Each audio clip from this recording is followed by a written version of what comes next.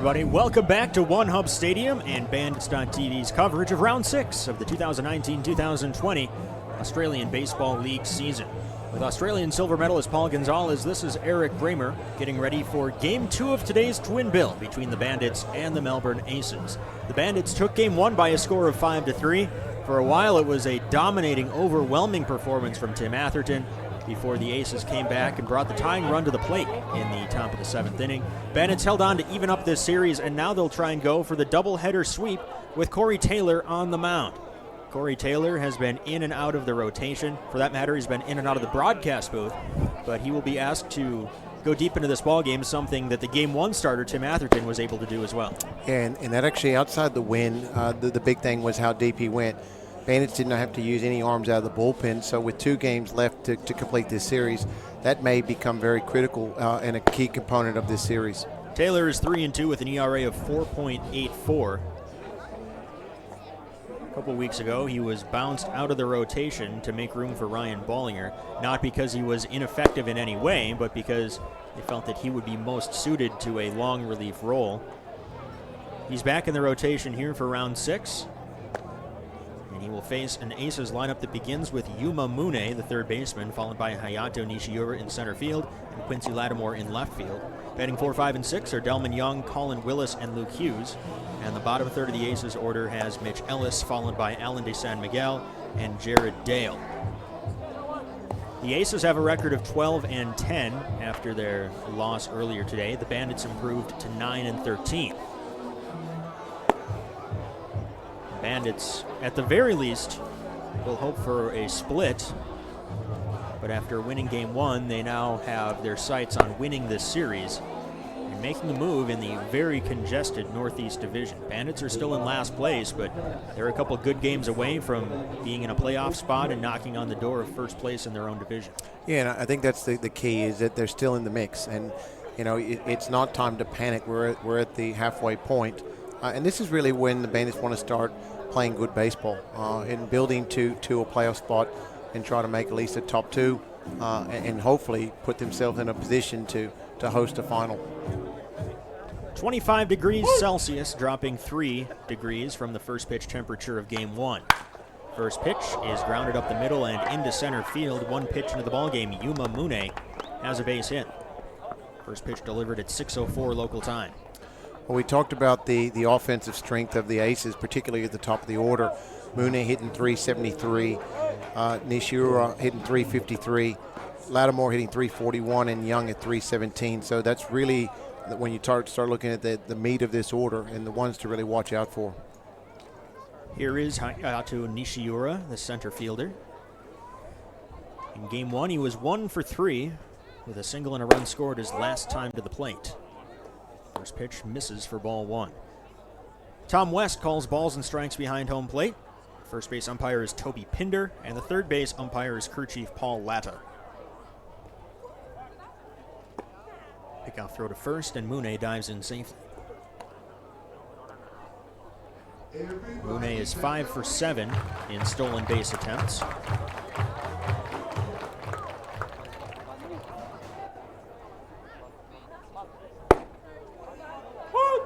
There's a called strike. It's 1-1. 1 through 8 in this lineup for the Aces looks the same. Manager John Diebel decided to swap out Jared Dale in the place of Jared Cruz in the 9 spot. There goes Mune. Nishiura slaps it down the left field line. It twists foul and out of play. Is that a hit and run, or was that just a steal and Nishiura had a pitch he liked? It potentially could be a steal with him swinging the bat. So I don't think in that count, it's normally not a hit and run count, 2-1 type hit and run count. So I think he's just trying to create a little bit of havoc on the base path.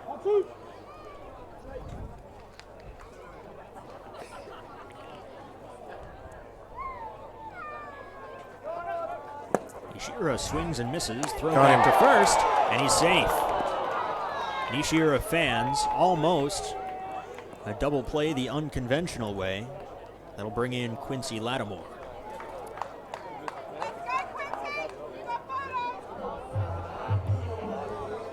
When we have a moment, we will give you the Bandits defensively. Martinez is catching. Sutherland is at first. Darville at second, Wade at short, and Dutton at third, with Colwell, Campbell, and Lutz left to right across the outfield. Mooney was caught leaning, but he still dives in safely.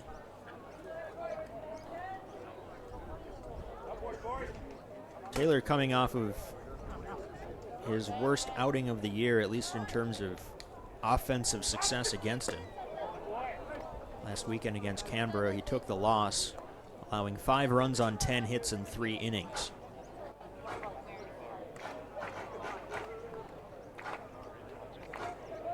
Only struck out a batter, and he already has 1 punch out tonight. I'll try to get a read off Taylor. Normally big, strong right-handed pitchers will be a little bit slow on their delivery, so if Mooney sees he has an opportunity to steal, he'll try to put himself in scoring position, particularly with the big boppers coming to the plate. Lattimore in game 1 was 1 for 3 with an RBI single. Runner goes, double clutch behind the home plate, and the throw to second on a hop is not nearly in time. Mooney steals his 6th base of the year, and the Aces have a man in scoring position. And good job right by Mooney. He got a good jump off Taylor, even though he was quick home. The double clutch by Martinez had no chance throwing him out, but now that puts man at second base with 1 out, and Lattimore and Young with opportunities to drive in. Lattimore turns away, but it's a called strike. 1-1. The sun is setting down the right field line, just into foul territory. Conditions are ripe for another spectacular sunset here. Down and away. 2-1.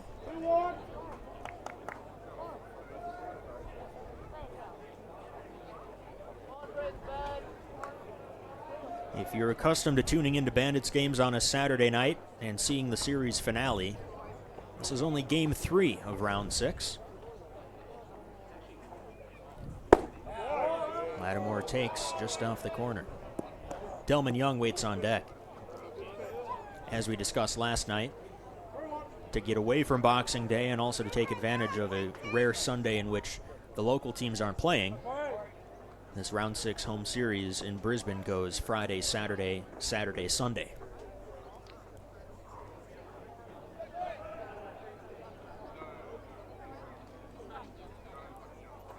Hitters count. Lattimore swings away on 3-1, lifts a high foul fly down the right field line, and it will drop. Full count.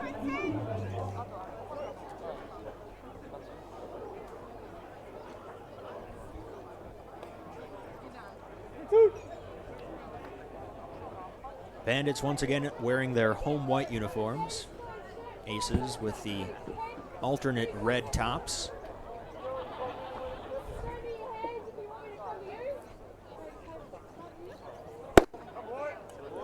Inside, a walk to Lattimore, and there are 2 on with 1 out for the league's leading RBI producer, Delman Young.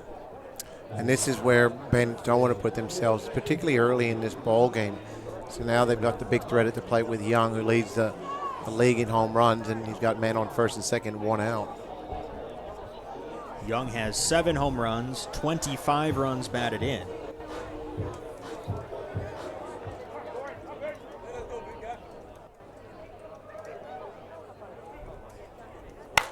First pitch, ripped up the middle, into center field, misread by Mooney, and he'll only gain third base.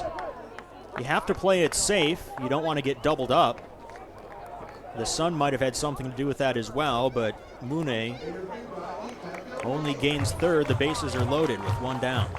And see if that come back to bite him, because it's a freeze on the line drive, but obviously he made the assumption that maybe they were pinching up the middle, so it potentially could haunt them if the Bandits can convert a double play and get themselves out of the inning. Bases full of aces for Colin Willis.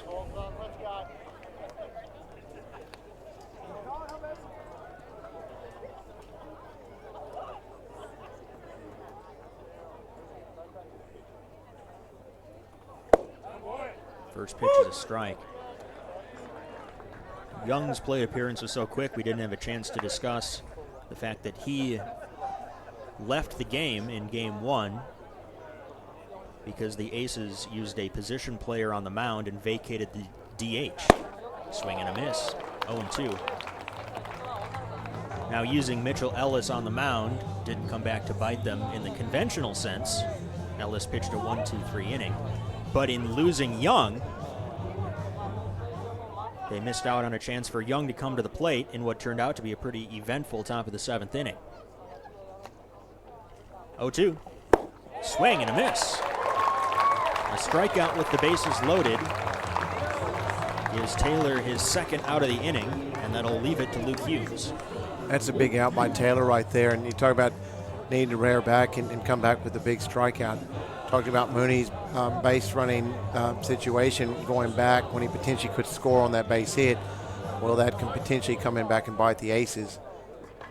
Hughes was 0 for 2 with a run-scoring sacrifice fly in Game 1 of the doubleheader. First pitch is a strike. Not to belabor the point on Young, but the man who hit for Young, Jared Dale, made one of the 3 outs in that top of the 7th inning. I'm sure they would have liked to have had Delman Young and his big presence in the heart of that lineup. But hindsight is 20/20. Yeah, it is. And like you said, with a guy like him, he can miss hit balls out of this ballpark. So, depending on the situation, but you're right.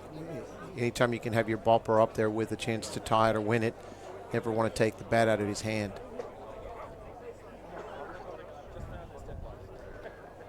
Mooney at third, Lattimore at second, Young at first. 2 singles and a walk have given the Aces the first threat of the game. Big swing and a miss from Hughes. Defense playing back here with 2 outs. You can 1-2 count. So Taylor's put himself where he wants to be. Now he's got to make sure he executes his pitch here. Hughes steps out. Taylor, no spring chicken. He's not that easily phased. The 1-2. Lifted in the air, high and deep to right field. Lutz going back on the warning track, and he makes the catch. Hughes gave it a ride, but Lutz tracked it down, and the Aces leave the bases full in a scoreless top of the first. The Bandits are coming to bat. Taking off overseas this year? You wouldn't believe who you may run into at the airport. The Brisbane Bandits have partnered with award-winning China Airlines to be our gateway to the world. China Airlines operate the brand new Airbus A350 out of Brisbane, so you can be assured of a safe, comfortable and relaxed flight to wherever you may be headed.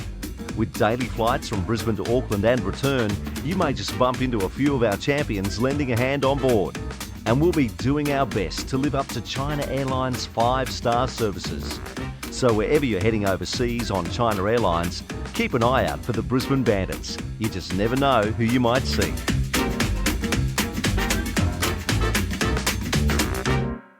In the last 4 years, we have put up some numbers. Led the league in hits, RBIs, stolen bases, slugging, home runs, batting average, ERA, single season saves record. We've had 2 home run champions, 2 league MVPs, 4 ABL championships. But none of this would have been possible without Brett Sports, the official equipment partner of the Brisbane Bandits.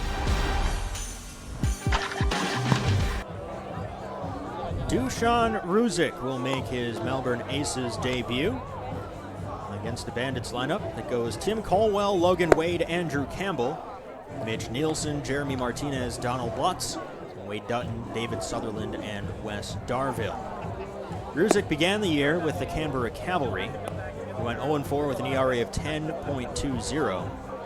He did not pitch last week, and now with the Aces hurting for pitching help, he gets a second chance with a new organization. You can see from the arm slot he has an unconventional delivery, fastball, slider, and a splitter. He will try and do what the Game 1 starter for the Aces, Ryoga Tomiyama, could not, and that is complete a couple trips through this order. I'll tell you what, he's a big presence on the mound. He sits about 6'6", and you're right, unconventional arm slot, and got a chance to watch him pitch in the Premier 12. He threw against Team Japan and actually was pretty dominant in his outing. Just showing different looks in different locations and just kept that tough lineup off balance. So if he can turn that form to today, he's going to be a tough arm to face for the Bandits. Tim Caldwell was 1 for 2 with a hit by pitch in game 1. In the leadoff spot here for the nightcap. Big swing and a miss, and the count is 0-2. And I think that's what you look at. You see the big 6'6" frame, and you're expecting 95, 96, but he's not as strong with the velocity, but he'll show you different spins in different locations. Ruzic is 37 years old. In fact, he is almost 38. Missing inside. He'll celebrate birthday number 38 in a week's time, January 5th. He was born in Darwin, showing you that baseball talent can come from all across the country. Caldwell gets a pitch up and laces it in right field, a leadoff single. Just as the Aces began their half of the first, so too do the Bandits. I tell you how far back he goes. I remember facing him as a youngster, playing for Queens on the Claxton Shield team in Melbourne one year, and he was pitching for ACT at the time, and one of the national coaches was catching him at Michael Collins. So that's how many years he's got in the league. So it's great to see him still on the bump, still rolling over for the Aces. Last pitched in MLB-affiliated baseball in 2007. Caldwell goes first pitch, the throw down to second. He's out. Feet first slide. Caldwell thought he was safe. But when in doubt, if the throw beats you. Tell you what, he got a good jump and he runs well, and you see that throw right on the money. It's a quick bang bang tag. Ladder's on it. A little bit of a dispute there, but no arguments from David Nielsen. So, and obviously they can't go to the replay, but shows D. San Miguel how quickly he is back behind the plate, can still get rid of the baseball. Logan Wade at the plate, quickly behind 0-2. Wade went deep in game 1, a solo shot to left field, batting from the right-hand side. This is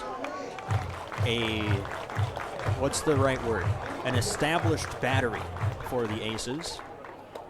Ruzic and De San Miguel, both of them longtime Australian players. One hopper back to the mound. Ruzic underhand toss to first. Yeah, that's what I like about the makeup of this ball club. Obviously, with the Oryx players having to leave, it will have an impact on this organization. They do have a very strong veteran president with Hughes, D. San, and guys like Ruzic, and even Young as a veteran guy, as an import guy. But they still have good chemistry with youth as well within the system. Can they replace the divots of those impact players from Oryx? That'll be the big question. Andrew Campbell jumps out of the way of an inside offering. They are in many ways a similar team in composition to the Bandits. Yeah, absolutely. I mean, the Bandits are in a very fortunate position, though, because the veteran guys, perceived veteran guys, are still in their mid-20s. So really, you talk about players' apex as far as age, between 27 and 29. And obviously, it's harder to maintain it when we don't play heavy schedules and the guys aren't playing in the off-season. There's the Outlaws cam. Bandit supporters now shedding the tent as the sun sets. I think they were trawling the body armor. Body Armor, one of our valued sponsors throughout the ceremonial first pitch before the game. Inside 3-1. That's what Ruzic will do. Like, he'll show you different locations. He'll get you to move your feet. He'll spin you, and like I said, gives you about 3 or 4 different arm slots. So, got to stay on your game. 5-pitch walk. And it's get the base runner back that they lost on the caught stealing. That'll bring in Mitch Nielsen.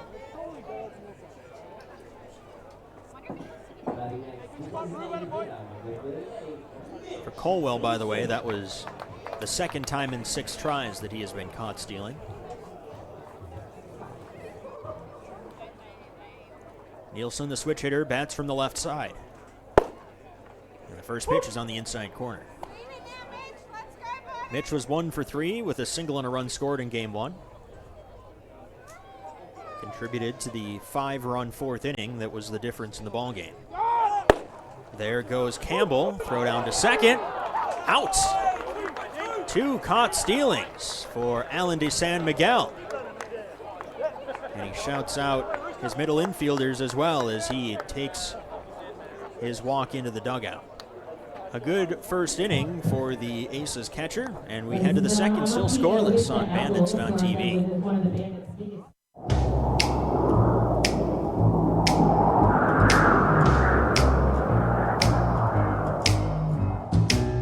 Can't you see my heart is lost without you? And your kisses make me love you more. And your kisses make me love you more. Can't you hear the sound of love and desire? Kiss me, baby, touch me. Kiss me, baby, love me.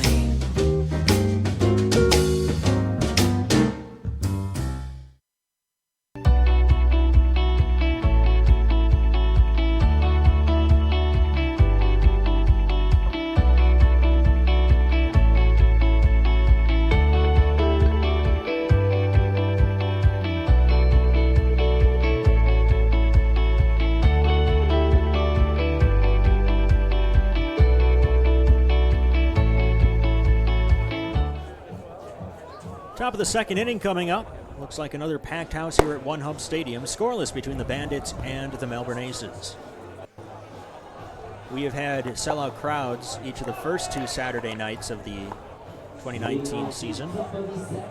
But in both of those first 2 nights, the afternoon games were not all that full. People filtered in over the course of the day. I think the afternoon crowd that we saw in Game 1 of the doubleheader is the biggest that we've seen this year. No, absolutely. A really good turnout. We are in the Christmas holidays, but it's great to see as much support as we had in Game 1.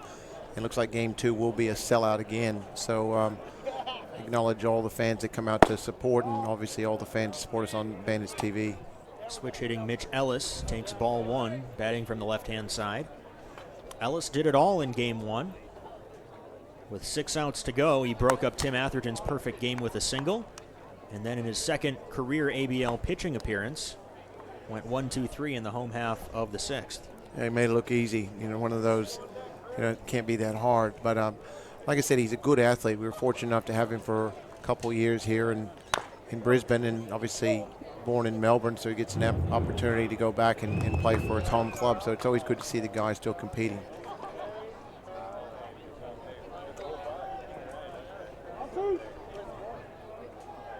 Ellis played college baseball in the United States. Popped up down the right field line over his Lutz, and it lands fair. It checks up. Lutz can't field it, and Ellis might have been into second anyway. He stands at second as a leadoff base runner. So once again, just swinging the hot bat, and obviously familiar with these grounds, and really good job of just hustling that out, acknowledging that you had Lutzy and right, and taking advantage with the hustle and able to stand up double to lead off the second. Up next, Alan de San Miguel. San Miguel threw out 2 prospective base stealers in the home half of the first. Busy day around the league. Adelaide shattered bat and a foul ball. That gets a rise out of the crowd. Adelaide defeated Auckland by a score of 3-1. That was a 7-inning game this afternoon. In Sydney, it's 2-0 Perth Heat over the Blue Sox. That game is in the 4th. Geelong Korea hosting the Cavalry, and Canberra leads that game 2-0 in the 2nd. Playing a twin bill in Adelaide. And a long delay as de San Miguel gets a fresh stick of lumber.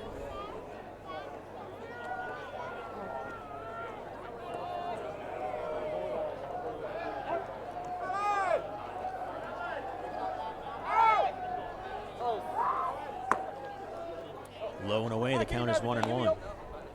The Outlaws are once again doing the Allen chant.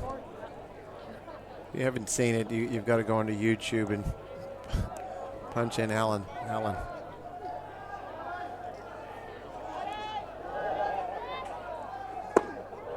Swing and a miss, 1-2. Now here's where we talk about execution, situational type hitting. So as a veteran guy, you want to really try to find a way to put the ball on the right side of the diamond to advance the runner. So right now, see if where they decide to pitch. Descend right here. Low and away. So he set up in, he just missed his spot right there, and it's a good idea. He's sitting in a 1-2 count. You can run the ball in on the hands, potentially force him to swing over the pitch or jam him. But Descend will be trying to at least try to advance the runner to third base.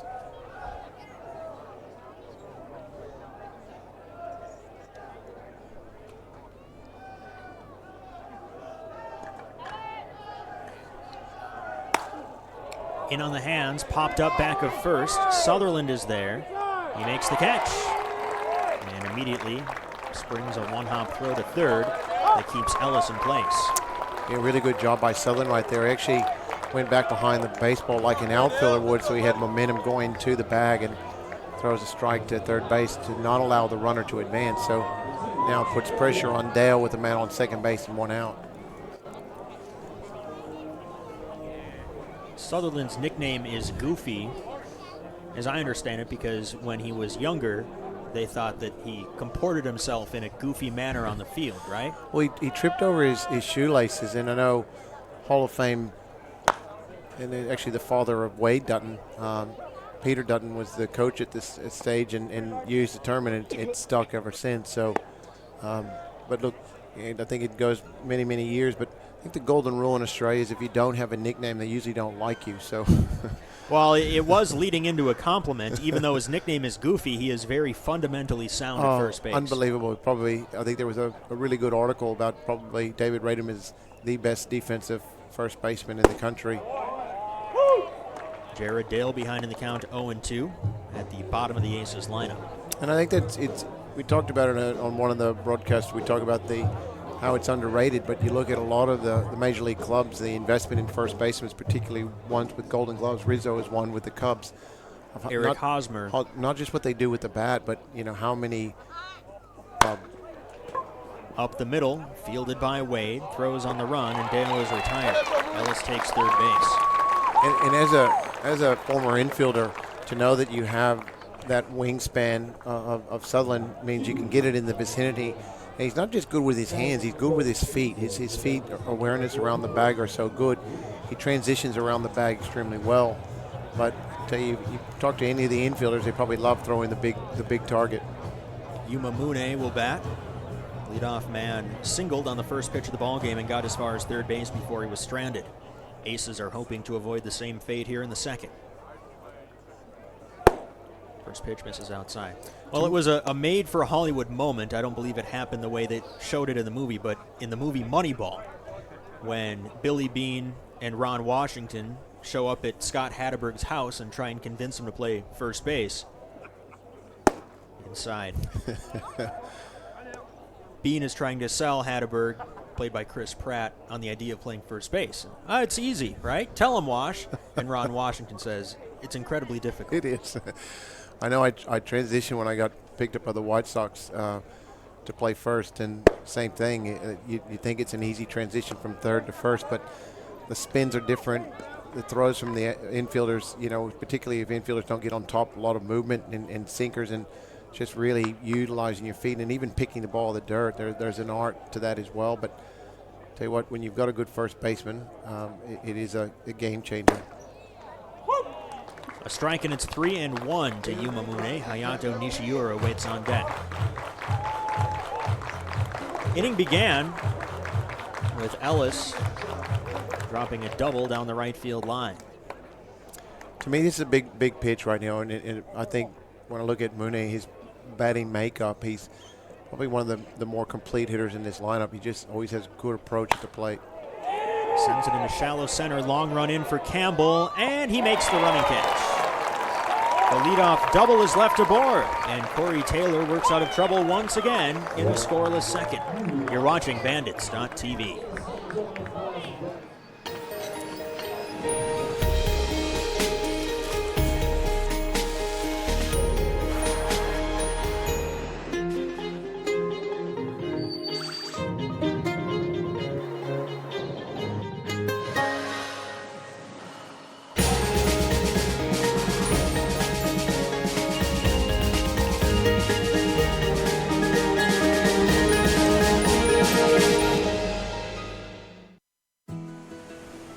Careful, out there, champ.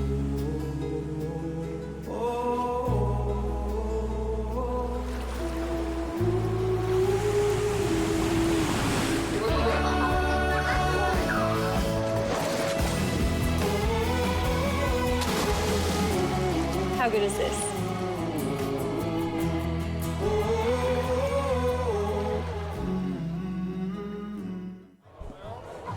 Scoreless between the Bandits and the Aces as we head to the home half of the second inning. With Paul Gonzalez, this is Eric Kramer. Thanks for joining us tonight. Bandits hoping to sweep this doubleheader and earn at the very least a series split in round 6 in a continued effort to turn this season around. They are at 9-13, still in the cellar in the Northeast Division. But they are now, at this very moment, just 2 games behind the first place Auckland Tuatara. And the funny thing is, the Bandits actually finish up in Auckland to complete the year. So will that be a factor? Will they find a way to backdoor and put themselves in a top 2? Or, you know, and like I said, there's still plenty of season. Even though we feel like we're at the halfway mark, 2 games out is not anything that this team's capable of gaining grounds on. Right now, the Canberra Cavalry at 10-12 would have the 5th and final playoff spot, with the 9-12 Sydney Blue Sox, the 9-13 Bandits, and the 8-14 Geelong Korea squad on the outside looking in. I think for the Bandits, it's just going back just to the good fundamentals. If they can find their spark, and that's situational spark, hitting to situations that they're finding ways to get men on. It's just about capitalizing on opportunities. Mitch Nielsen was at the plate when Andrew Campbell was caught stealing second to end the first. A ball, then a strike to the switch hitter batting lefty. Ruzic's next, misses outside. It'll be Nielsen, Martinez, and Lutz, 4, 5, and 6 in the Bandits order.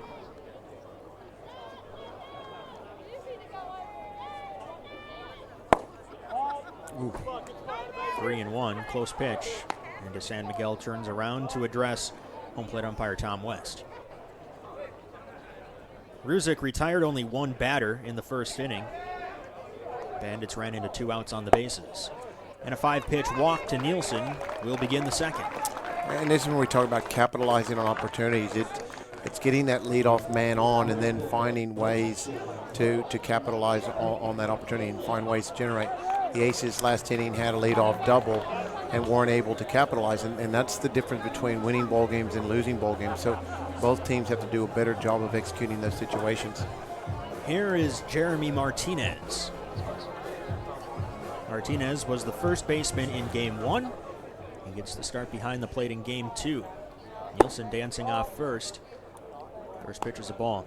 Well, the Bandits were 0 for 2 in stolen bases in the first inning, but they clearly seemed to know something against Ruzic, because Nielsen is taking an aggressive lead at first. Yeah, they are. I think, like I said, I think they're looking at how quick he is home, but wow.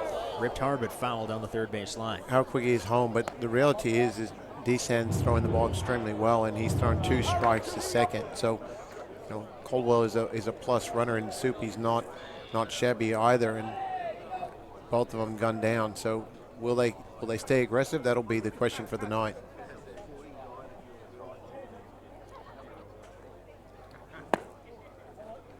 Low 2-1.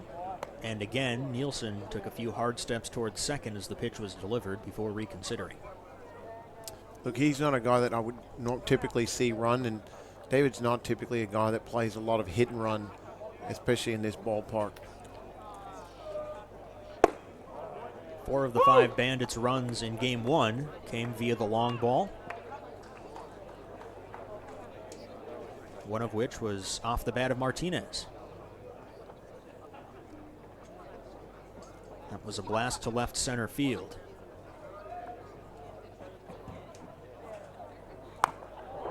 Check swing foul.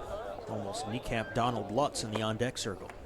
As we talked about that's so important right there. He got a tough little slider right there and just able to get a little bit to keep the at-bat alive. So I said it is an art to be able to just fight those tougher pitches off and keep at-bats alive.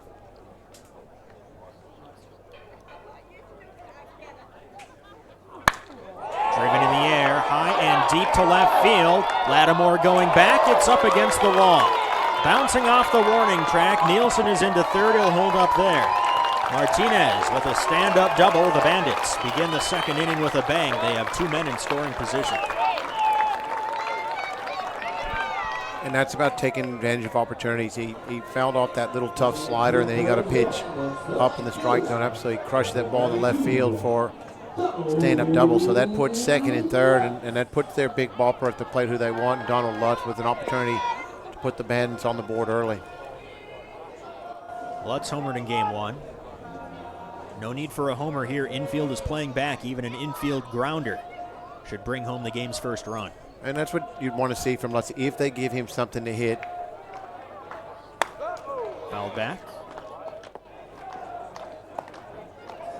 See right there, he got a pitch on the outer half. He's actually trying to hook him to the right side. And what that allows the situation to happen, it advances Nielsen in and allows Martinez to transition to third. Bottom hand actually came off his bat, and now he's, you can see, flexing it and trying to get feeling back. He will request time. Yeah, hopefully he's okay. So sometimes looks like the hand did release a little bit early, so hopefully he's okay and that hasn't caused any tendon damage.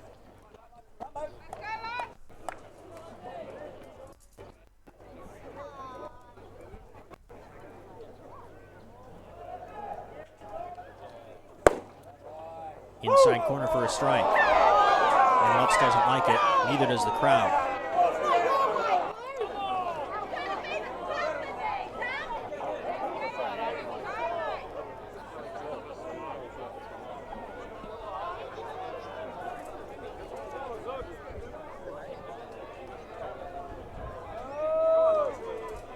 So now Lutz has got a battle here. He's got an 0-2 count, so got a tough borderline pitch on the inner half. So now he's got to find a way, put the ball in play. Anything he can drive on the ground, the right side, advances the runner. Ooh. Swing and a miss. It's in the dirt. First base is open. It'll require a throw, but both runners stay put, and Lutz is unable to put the ball in play. One down.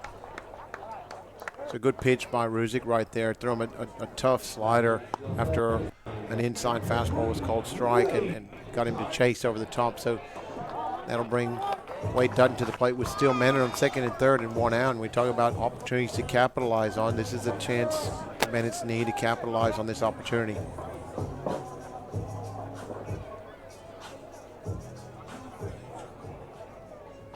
Infield still back.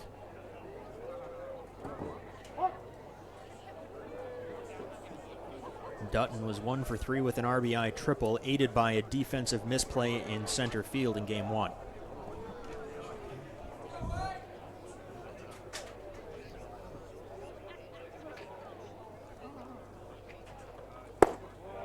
Low and away.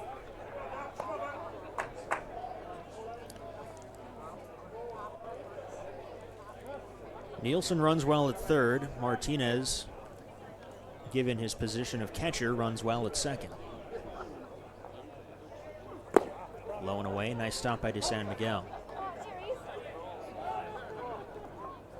Even a pitch that gets by the catcher here at One Hub Stadium is not an automatic run.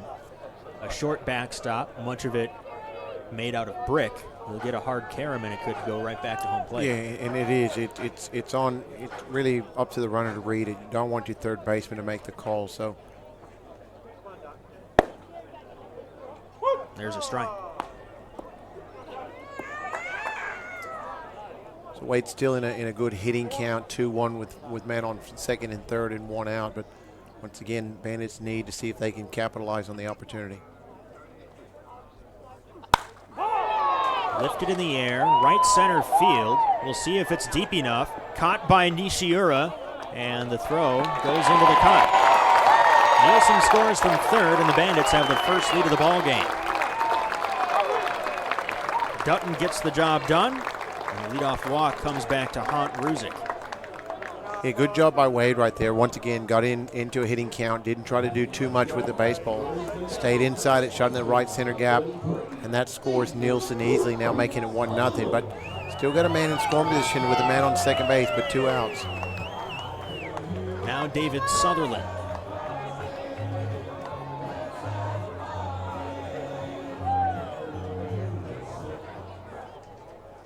Sutherland was on the bench for game 1 of the doubleheader.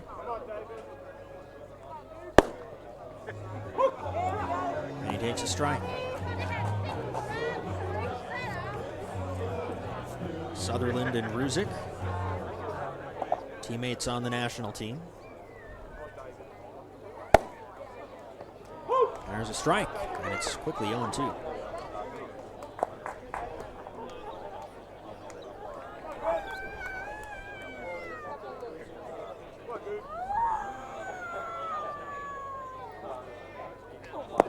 Swing and a miss. And that does it for the Bandits in the second inning. But they turn the leadoff walk into the game's first run. And they take a 1-0 lead to the third on Bandits.tv. At the Sporting Globe, we're a little different to other pubs and bars. We have more than just cooks, we have chefs. We have more than bar service, we have table service. We have more than live sporting events, we have atmosphere. And we have more than customers, we have fans. It's more than a sports bar, it's a Sporting Globe. No one knows what the future of transportation will look like. Robots. But no matter what, Enterprise can help. You can rent a car for a road trip. Look, kids, nature. Oh, wow. You can rent a truck for a move. You can buy a car, commute in a van pool, or get picked up because your car is in a pool. My bad. Count on Enterprise, no matter where transportation goes next. Let's go. I love the future. How can Enterprise pick you up today? Hey, Thomas. Yeah? Is it fun playing at festivals? It's pretty good, mate.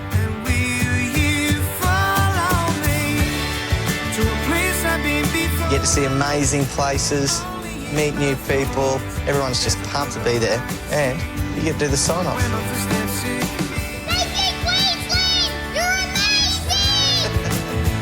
Queensland, where life's beautiful one day and perfect the next.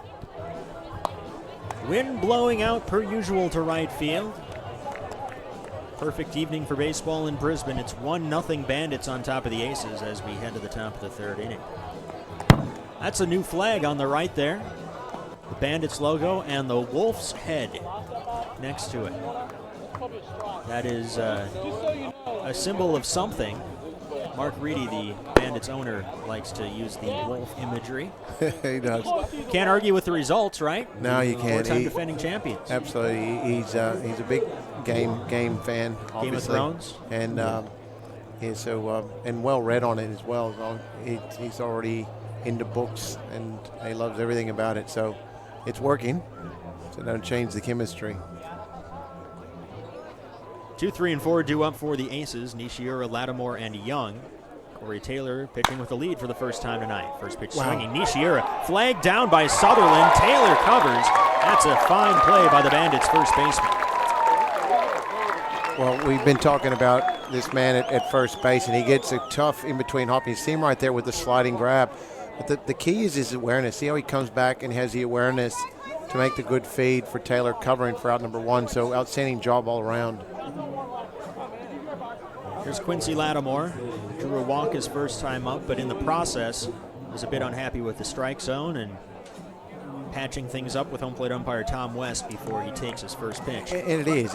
It's a game of chess. You know, I didn't learn it early in my career, and I was probably guilty of body language that I shouldn't have given and didn't realize why my strike zone expanded. And that's just naivety. But as you mature and you start playing higher, you wonder if you watch. Probably one of the best at it was Derek Jeter, and he's always acknowledging umpires and you know, just building a rapport. Couple of fouls. The count is 0-2. Lattimore, in his final at bat in Game 1, delivered an RBI single, and in doing so, he extended his hitting streak to 14 games. That ties the longest in a single season from an Aces player. Inside 1 and 2. That's a good pitch right there. And, particularly with a veteran hitter, you get 0-2 and you really want them to start thinking about the inner half and hopefully expands the outer half for you. Looks like he's going to go to a slide piece or bounced in the dirt. And that's what it does. It just gets guys to cheat. But speaking to Lattimore briefly before game 2, and he's played pretty much a journeyman. He's played all around the world and just got back playing from Mexico. That's a very Latin American trick. Rush him in, soft away.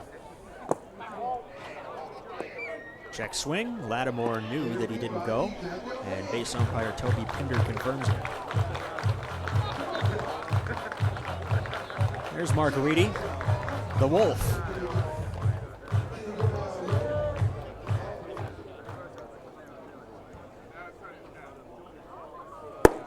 Payoff pitch, and it's taken for ball 4. Fans a bit unhappy with that call, but Lattimore at this stage of his career knows the strike zone as well as anybody. He's now drawn a pair of walks, and here's Delman Young. I think one of the uniqueness about this ballpark is the fan experience. I was talking to a few people involved in high-level cricket, and they said it's very unique where fans are that close to the action. Ooh, big jump. Young swinging away, fouls it back. Lattimore saw something. I think he timed up Taylor, but decided not to try and steal second. No, he did. He got a big extended secondary with no real look from Taylor, and he had an opportunity to take off, but he hesitated. With Delman at the plate, they give him his chance to swing the bat.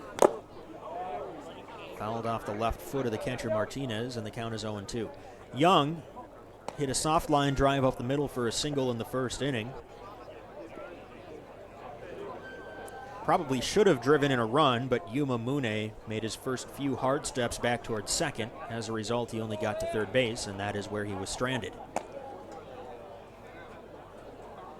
Aces have left 4 men on. The bases loaded in the first and a man at third in the second.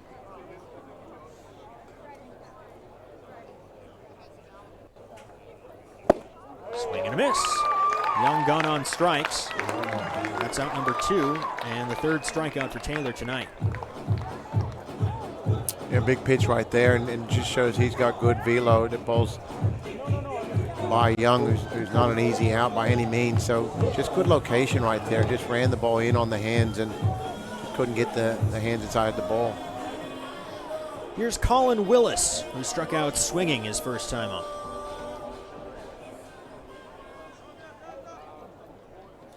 Now with 2 down, if there were ever a time to steal Lattimore, I think he'd go here. He stays put. First pitch is ripped into right field for a base hit. And a lot of times that's why guys don't go. If they can keep that hole open by the first baseman holding on, it just expands the right side of the field for the ball down the right side. So man on first and second, 2 outs now, brings Hughesy to the plate with an opportunity to try to tie this ball game. Hughes almost delivered the biggest Aces hit of this series in the first inning. The bases loaded and 2 down. He sent a drive down the right field line. From our perspective, I think it was caught on the warning track by Donald Lutz. Close to being a grand slam. Instead, it was out number 3. First pitch, lifted in the air, shallow center. Wade comes out. Shortstop calls and catches, and that does it for the Aces in the third. They leave 2 more men aboard. And it's a 1-0 Brisbane lead going to the home half of the third inning. You're watching Bandits.tv.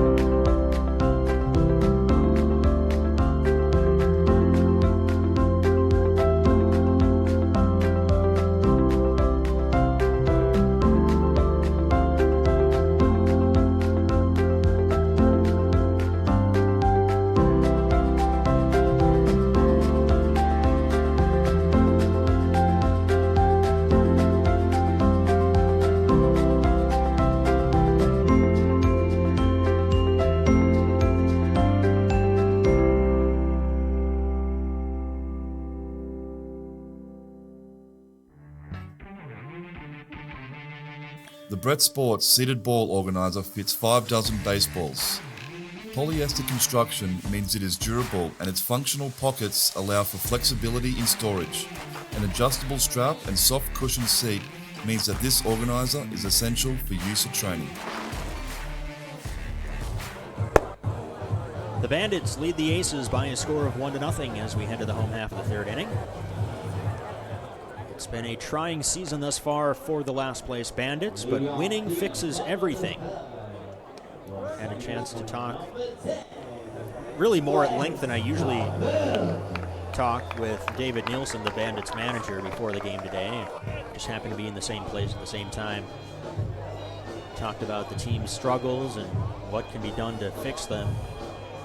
Said we could be having this conversation 8 hours from now and everything will be bright and sunny. That's the truth. You sweep your doubleheader, you're suddenly perhaps tied for a playoff spot with 17 games to go. That's not a bad situation to be in. No, it's not. And look, I was fortunate enough to play on the same teams with David. I played under him as a manager when he was a player manager with the Bandits, and played with him when he captained Australia in 04 and 2000 as well. And one thing I've never seen him do is push the panic button. He's always very optimistic. He keeps his processes very simple, just about executing, and he doesn't panic. And I think team responds well to that. And really, he knows these guys, it's not the first time they have been here. They've got 4 Claxton Shields under the belt. So they know what they need to do. It's just a matter of them executing and finding that spark. And I think he'll let them find it. Called strike on the inside edge. The count runs full to Wes Darville, who has, in his short time with the Bandits, shown himself to be a first pitch attack hitter or very patient with a discerning eye at the plate. He'll probably fall somewhere in between. The 3-2 pitch is lifted back of third. Mooney on the warning track, almost overran it, but still made the catch. That's a really good play right there. It's a Bermuda triangle in that space. You got the tarp and you've got that foul territory creeps on you quickly with that little tricky edge. But he did a good job of staying with it. I've been extremely impressed here. You got a chance to see the replay right here. So he locates the tarp and then makes a really good recovery for out number 1. But really impressed with him athletically and even his approach at the plate. Mooney's been an outstanding prospect for the Aces. Lineup turns over for Tim Colwell, who singled to right field his first time up. Check swing. On appeal, he held up 1-0. I think, with our great crowd mic that we've got down at field level, we also heard someone, either on the field or in the Aces dugout, directing Mooney a bit, telling him back or you've overrun it, in short. 1-1. Which is good because don't know how polished his English is. It is a legitimate concern. We talked about that at length. Ooh. Inside, almost on the elbows, 2-1. Talked about that when GK came to town. Got a manager, a storied Australian baseball player in Graham Lloyd, who doesn't speak a whole lot of Korean. And you've got 22 players who speak Korean as their first language. Yeah, it is different. I mean, I've been fortunate. I played in Italy, I played in Taiwan, I played in Mexico, and I played in Japan. And with a couple of months, you start to adjust, and baseball's a universal language, and you fill the gaps very quickly. There's a strike, another full count. Colwell thought it was ball 4. But the hardest thing, obviously, for a manager is just conveying that message. And anytime you've got that gap, there's always that language gap in interpretation. Hooked on one hop, picked up by Hughes. And Colwell, he's thrown out. Colwell thought he was safe stealing second in the first inning. And with the look of disappointment on his face, he might have believed he was safe here at first. Let's take another look. Get a chance to see. So Hughesy comes up with a really good play, good feed to Ruzic, and you can see it's, bam, he got call. him. Good call by Pinder at first base. So, but with guy speed like that, it's always hard, and it shows how quickly it's bang, bang, and Ruzic had to come a long way. So he'll regroup with 2 outs, face another tough hitter, Logan Wade. Wade hit a one-hop comebacker to the pitcher his first time up.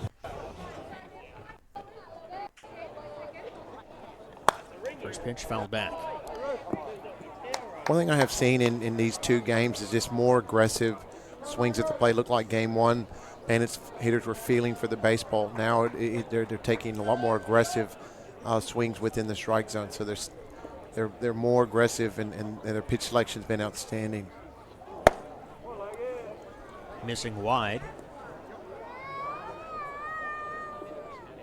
The Aces have out-hit the Bandits 4-2. Neither team has a run-scoring hit, but the Bandits manufactured their second inning run, something the Aces have been unable to do. Called strike, and the count is 1-2. One thing that's really tricky with Ruzic is his fastball has a lot of late tail action, so a lot of times he starts it on the inner half and it's just tailing back, so it's tough to lay off of because the fact that you give up on it, think it's going to be a ball. Grounded to second, stays down for Ellis, and for the first time tonight, Dusan Ruzic has a 1-2-3 inning. It sends us to the fourth, with Brisbane up 1-0 on Bandits.tv. Great job, Chef. Thanks. Who wants a drink?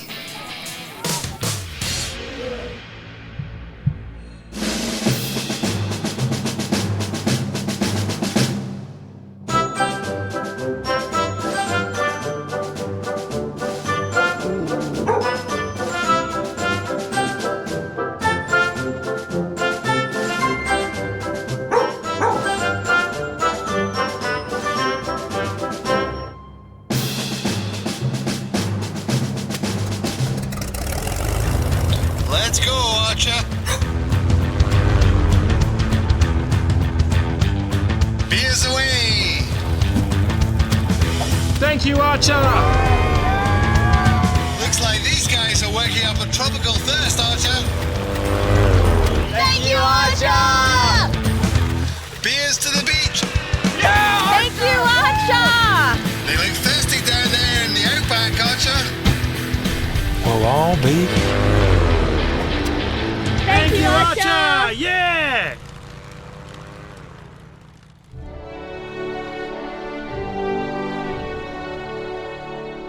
Good boy, Archer.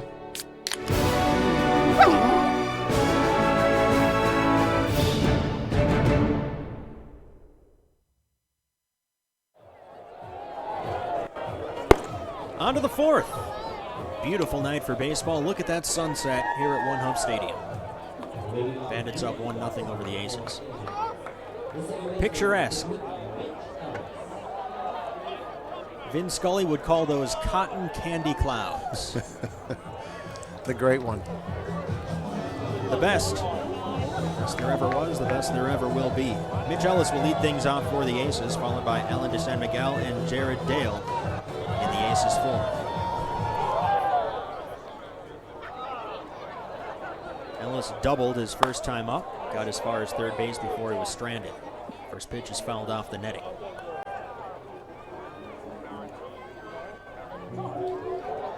Ellis's journey to Brisbane came in tandem with his childhood friend and teammate Lewis Thorpe, who did not pitch in a game for the Bandits, but trained with them last year. Ellis grounds to first. Sutherland waits on it and takes it to the base.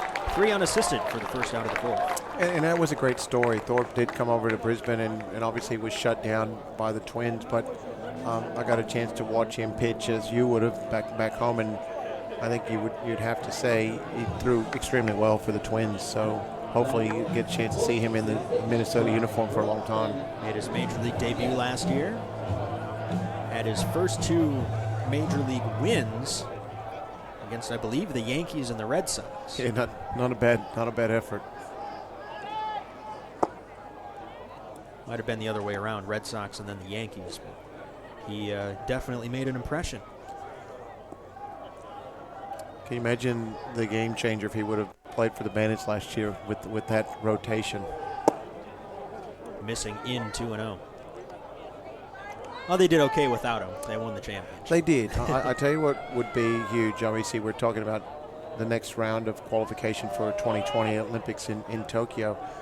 If you could get southpaw guys like him, it changes your chances to make an Olympic. But obviously these guys, their goals is to make their major league clubs, and you can't blame them in that regards. Warwick Saupold, another Major League Australian, MLB Australian. 4-pitch walk to Alan de San Miguel. That'll bring in Jared Dale. And we should not mischaracterize Lewis Thorpe. Though he did not suit up for the Bandits, he is a proud ABL alum because he played for the Melbourne Aces many moons ago. That's where he's from, Melbourne. Correct.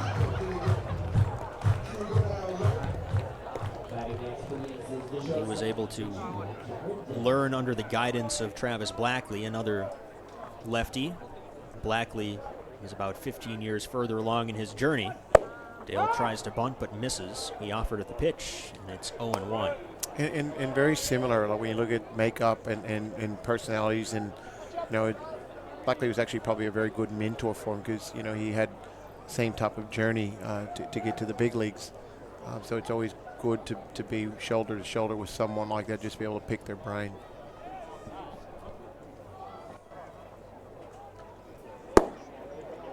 One and one.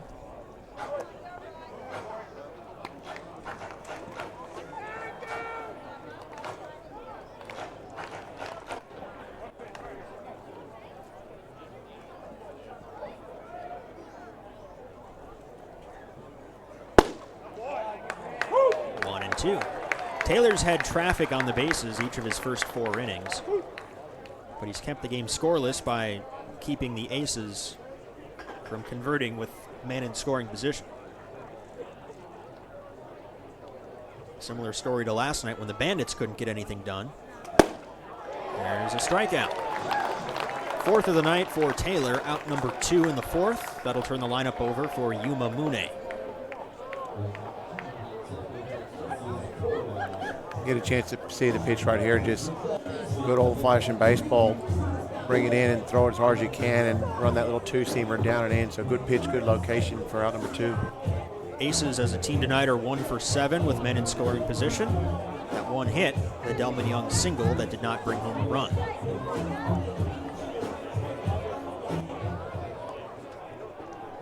Mune is 1 for 2 with a single in the first. He was the one who went from second to third but did not score on the Young single up the middle. Yeah, we talked about that. Would that be a factor? Right now it's still a 1-0 ball game and it's the 4th, but could that have potentially opened up the floodgates? De San Miguel goes. The throw down to second is not in time. Alan de San Miguel, not known for his speed. Well, sorry, Alan, but they didn't pay attention to it. Well, the difference is they made a conscious decision to play behind him, so they allowed him to extend his lead at first. So Sutherland, not to concede the right side of the infield, was playing back. So De San Miguel read the situation, really stole the bag on the circumstances. Mune with a liner to left center field. That's down for a hit. It'll score De San Miguel and tie the game. Mune into second as Campbell has trouble with it in the gap. The stolen base pays off for the Aces, and we're knotted up at 1. And it's good baseball right there. So Desan advanced on and stole the base, and all of a sudden Mooney comes up with a big double to center field, and that scores him easily. So now it ties that ball game 1-1.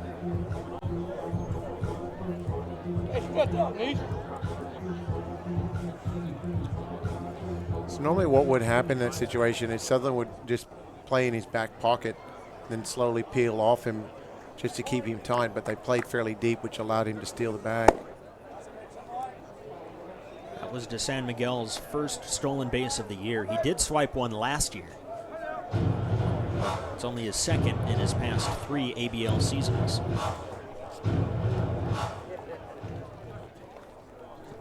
They will give Mune a double and an RBI. Nishiura checks his swing, but it was a strike. Nishiura 0 for 2 on the night, hoping to extend this inning. A base hit to the outfield should give the Aces the lead.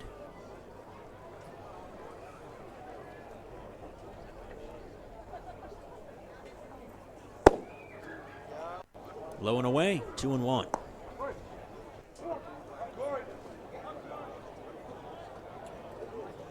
Way back in 2011, Alan de San Miguel was 9 for 10 in stolen bases. Wow.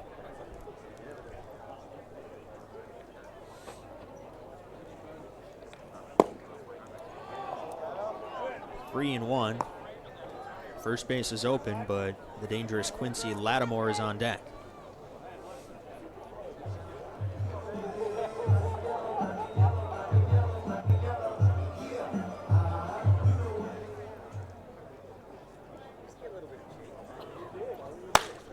Nishira slaps it to left field, but it's hit right at Colwell, who makes a head-high catch for out number 3. Just as the Bandits turned a walk into their run in the second, the Aces do the same in the fourth. San Miguel walks, steals second, and comes home on Yuma Mune's RBI double. We're knotted up at 1 going to the bottom of the fourth on Bandits.tv. Taking off overseas this year? You wouldn't believe who you may run into at the airport. The Brisbane Bandits have partnered with award-winning China Airlines to be our gateway to the world. China Airlines operate the brand new Airbus A350 out of Brisbane, so you can be assured of a safe, comfortable and relaxed flight to wherever you may be headed.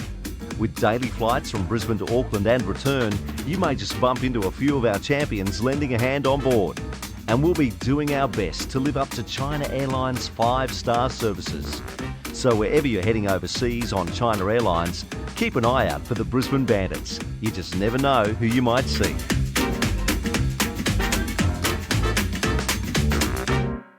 In the last 4 years, we have put up some numbers. Led the league in hits, RBIs, stolen bases, slugging, home runs, batting average, ERA, single season saves record. We've had 2 home run champions, 2 league MVPs, 4 ABL championships. But none of this would have been possible without Brett Sports, the official equipment partner of the Brisbane Bandits. We're tied up at 1. Bandits and Aces in Game 2 of today's doubleheader and Game 3 of Round 6. Paul Gonzalez, this is Eric Bramer. Thanks for joining us. Bandits' heart of the order is due up against Dusan Ruzic. It's Campbell, Nielsen, and Martinez against the veteran Aussie righty. They're underway in Game 2 of the doubleheader in Adelaide between the Giants and the Tuatara. Game is tied 2-2 in the second. Adelaide took Game 1. Adelaide and Auckland entering this weekend, the 2 hottest clubs in the league. So far, Adelaide has gotten the better of that matchup. Andrew Campbell drew a walk in the first inning. First pitch swinging high and deep to right field. Willis going back. He leaps and it's gone. Andrew Campbell goes yard. And just like that, the Bandits are back in front. It's 2-1.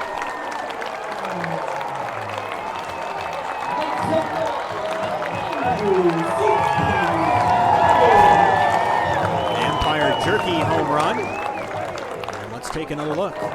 You get a chance to re-look at that. Just he middle of the plate, and all day he's been working off the inner half and running the ball. That ball ran over the middle of the plate, and Subi does what Subi does and drives it over right field for home run, and now makes it 2-1.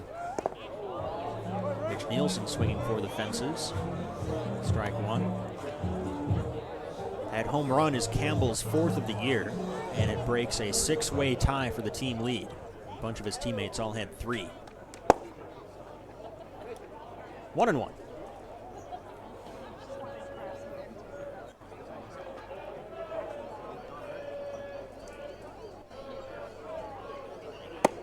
Two and 1. Counting this weekend, the Bandits are playing 12 of 16 games at home. 3-1 to Nielsen with Martinez on deck. Home for 4 against the Aces in round 6. On the road against Perth for round 7. Rounds 8 and 9 are both at home against Canberra and Sydney. And they'll end the season on the road in New Zealand against the Auckland Tuatara. Sam Holland always having fun, tries to beat the ball boy to the baseball. Is that Russ's son down there? That is Russ. Russ Teachman, one of the Bandits' coaches. It's a family affair. Yeah, I tell you what. Trots to first. And then he doesn't mind taking ground balls and fielding as well as Nielsen's little son as well. They enjoy coming out to Bandits practice. It's the second time Nielsen has drawn a walk. The first time he came around to score. Here's Jeremy Martinez, who doubled his first time up.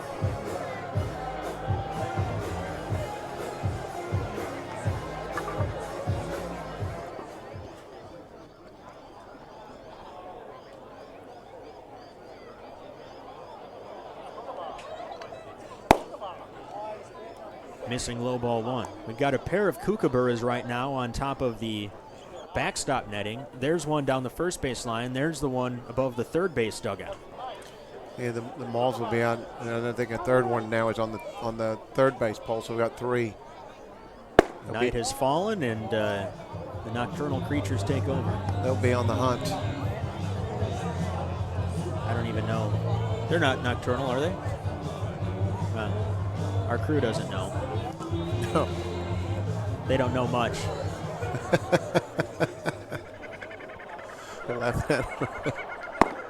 Low and away. Kookaburras thought that was funny. You can hear them.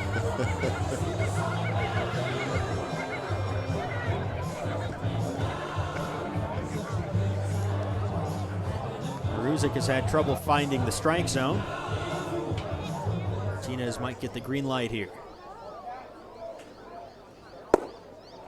If he did, he didn't use it. It's a strike, and the count is 3-1.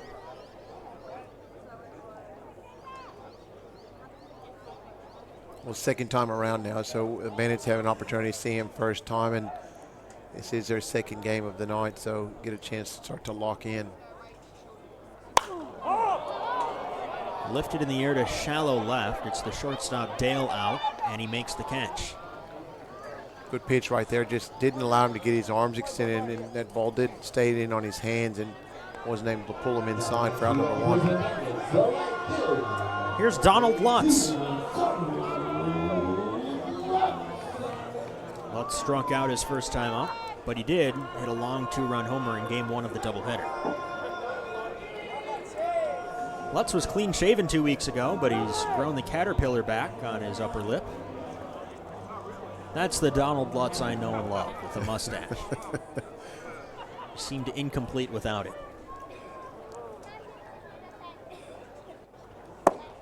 Missing low, 1-0. I think the miss is in from Germany now, so he's had to clean up and go with the signature look.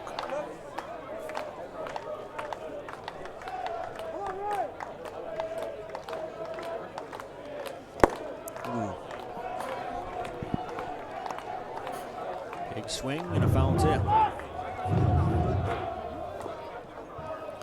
Great aspect right there. Just shows full house, and once again, Bandits continue to show strong support throughout the year.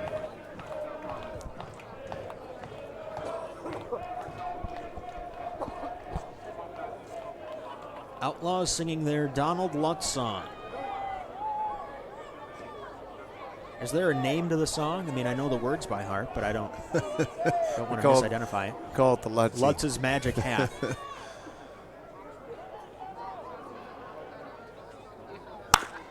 Chopped foul.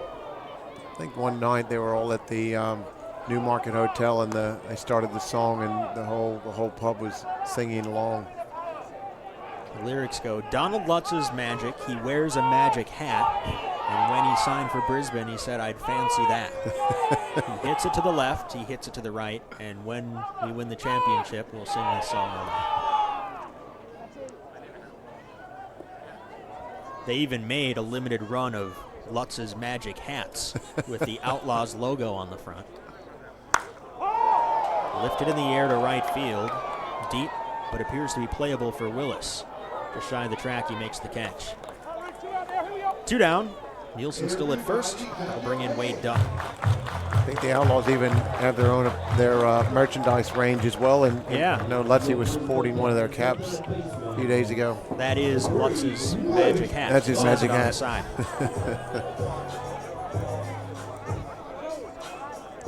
Dutton brought home the first Bandits run with a sac fly to center.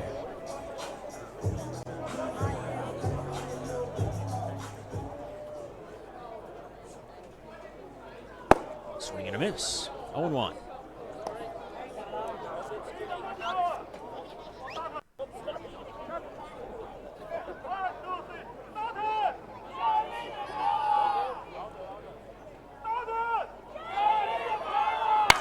Dutton with a high, deep drive to center.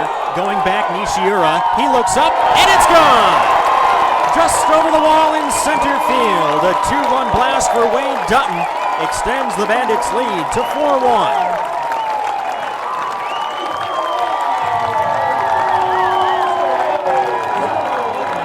An Empire jerky home run. Dutton got a pitch, belt high over the middle of the plate, and he sent it right back where it came from. Well, we talked about it earlier in the piece about this Bandits lineup catching their spark, and in game one of this doubleheader, they found their groove, and looks like in game two they're starting to find their stride. Here's David Sutherland. Struck out his first time up, chases down for strike one.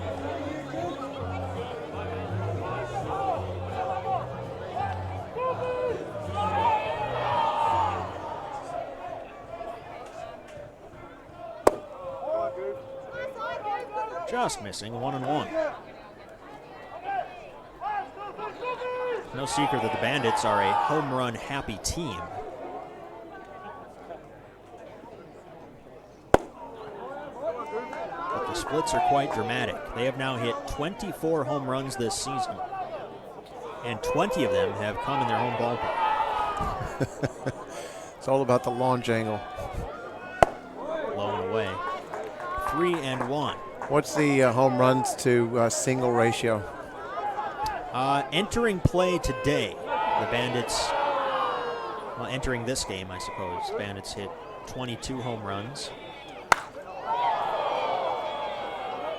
Lifted high and deep but foul, deep into the night. And the count runs full.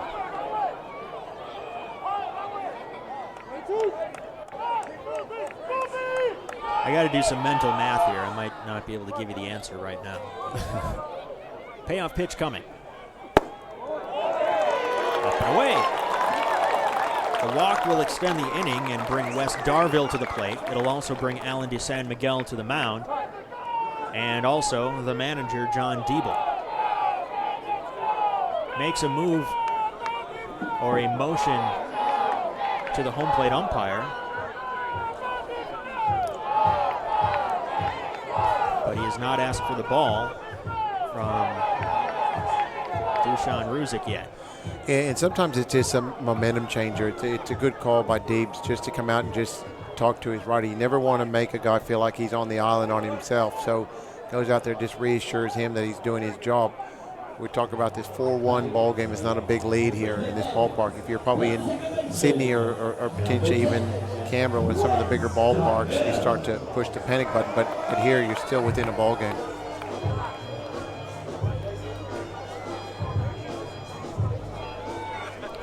Wes Darville is 0 for 1. Hit a foul pop to the third baseman his first time up. First pitch, a healthy cut. Sends a foul straight back.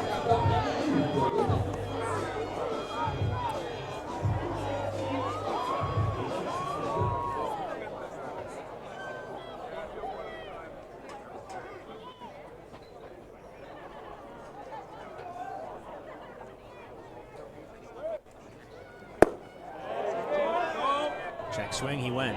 Ooh. All right, I've done the math in my head. Entering this game, the Bandits had 124 singles and 22 home runs.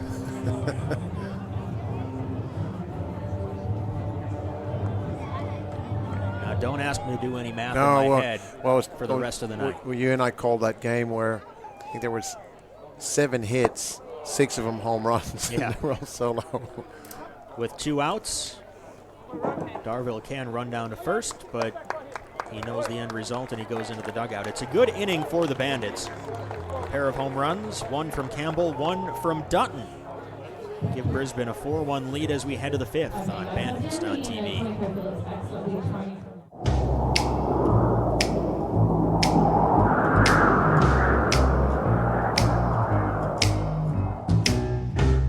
you see my heart is lost without you? And your kisses make me love you more. And your kisses make me love you more. Can't you hear the sound of love and desire? Kiss me, baby, touch me. Kiss me, baby, love me.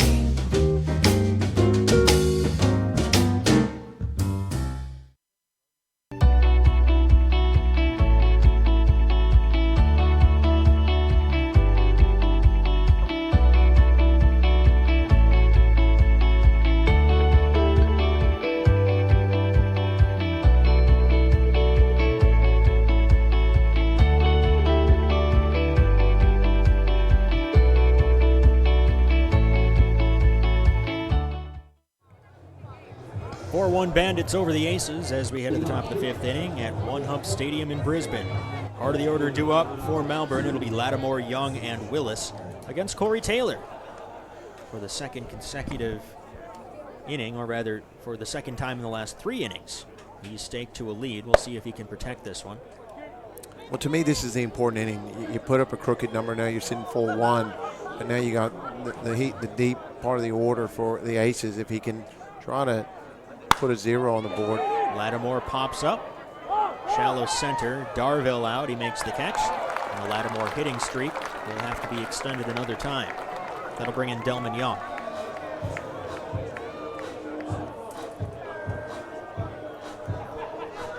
Young walks in to Low by Flo Rida,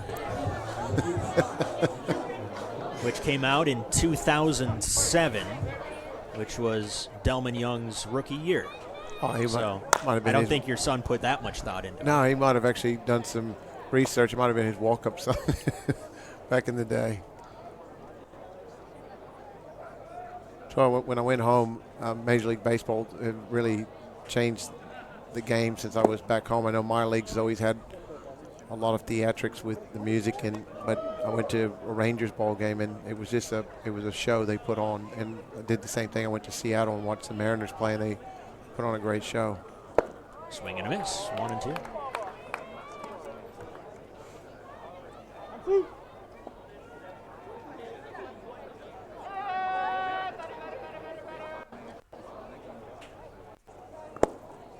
Two and two. Talked about in game 1 how Young has a special place in the hearts of a couple different fan bases. Had some good years for the Minnesota Twins. In 2012, he was the ALCS MVP as a member of the Detroit Tigers, 3-2. And in 2014, as a member of the Baltimore Orioles, he delivered a big bases-clearing double in the American League Division Series. Neither the Tigers or the Orioles have won a world championship in my lifetime, and so moments like that tend to resonate with fans. Lifted foul and out of play. Well, I'm like you. My beloved Texas Rangers have yet to win a World Series. They've pitcher away in 2011. Absolutely. So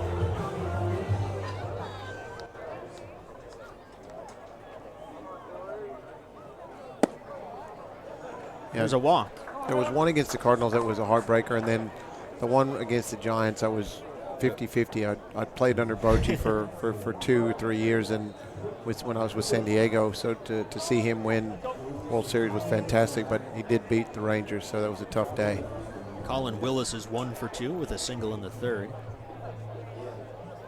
Delman Young in 2011 for the Detroit Tigers hit 3 homers in 5 games in the ALDS. That was a series win. Lifted foul off the netting. And in the ALCS against the eventual AL champion Texas Rangers, he hit 2 more home runs. He's a big man. I stood next to him today, and He's all of 6'3", if not 6'4". He's a big unit. Fouled back to the netting.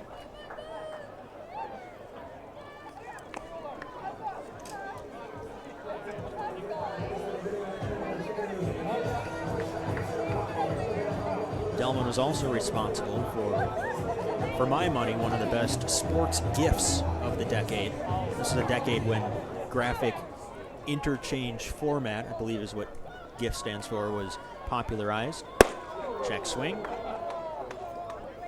And there was a home run hit by Jim Thome in 2011 when he was a member of the Minnesota Twins that I think was measured at 480-some feet.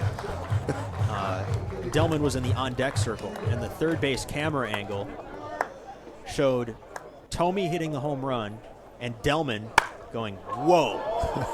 Here's a drive to left field. It's deep, but it's caught by Colwell racing back shy of the track. Yeah, I think Thome did that to a lot of people. There was a lot of woes in his career. More than 600 of them in his Hall of Fame career. In fact, number 600 went over the head of Delman Young at Comerica Park in Detroit. Young was playing left field that night. Here's Luke Hughes, 0 for 2 with a fly to right and a pop-up to short.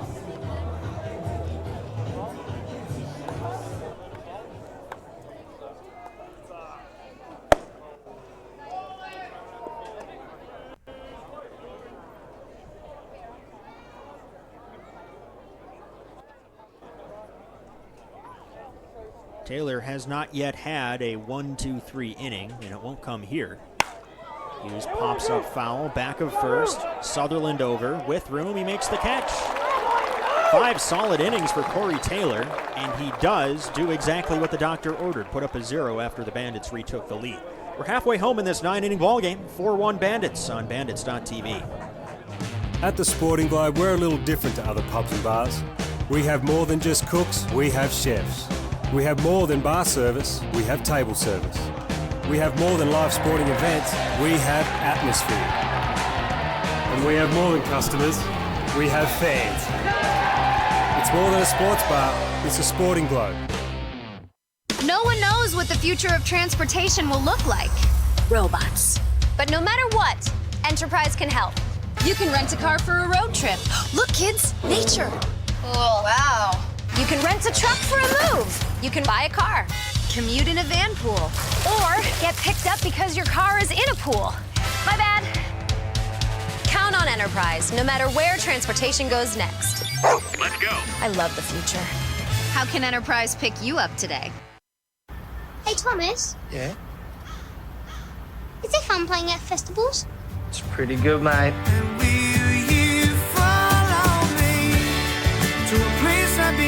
You get to see amazing places, meet new people. Everyone's just pumped to be there, and you get to do the sign-off.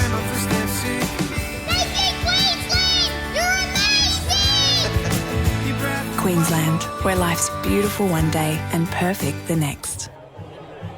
4-1 Bandits on top of the Aces as we head to the home half of the 5th inning at One Hub Stadium. Top of the order due up for Brisbane. It'll be Colwell, Wade, and Campbell against Dusan Ruzic. Received a visit from the manager with 2 down and a man at first in the 4th inning, but got out of the 4th, and as a result, he's back out there for the 5th. I don't know if the Aces really have too many other options, the way their pitching staff is stacked up.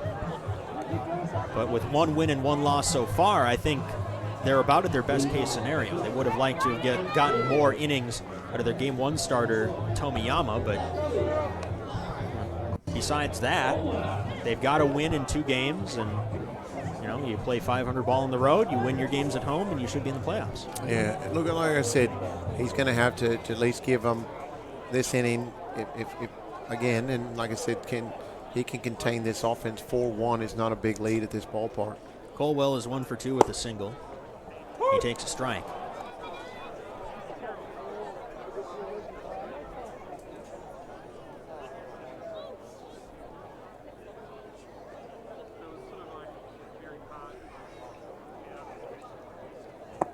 Swing and a miss. 0-2. Tomorrow's series finale will get started at 3 o'clock local time Love to see you at the ballpark, but if you can't make it, join us here on Bandits.tv.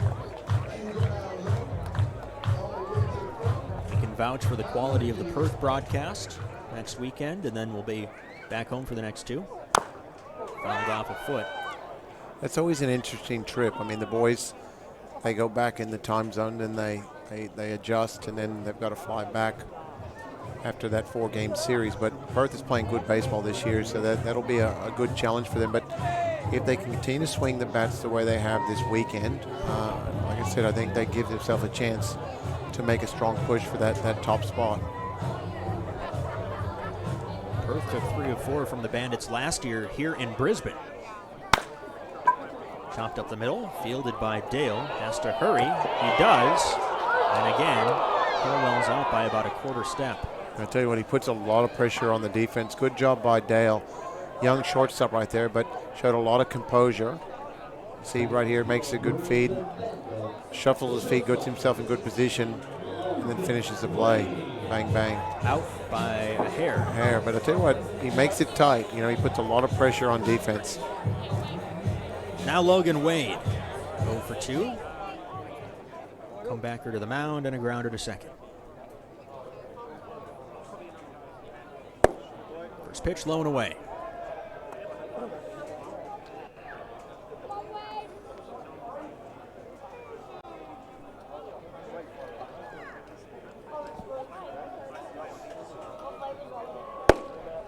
Buster Bandit was down there hanging out with some of the body armor folks, it looks like. Buster. Got a camera angle of him. Must be doing a photo op or something. Lifted to left. Routine for Lattimore. And he makes the catch. 2 up, 2 down. Since that visit from Dable, Ruzic's actually made a lot of good adjustments. And like I said, sometimes just settling the arm out there, let him know he's doing a good job, and he has done a great job tonight. He's made a few mistakes, but like I said, 4-1 lead is not big in this ballpark. Andrew Campbell gave the Bandits the lead. A solo home run to lead off the 4th inning. He has not been retired tonight. He drew a walk his first time up. First pitch misses inside. Everybody clap your hands.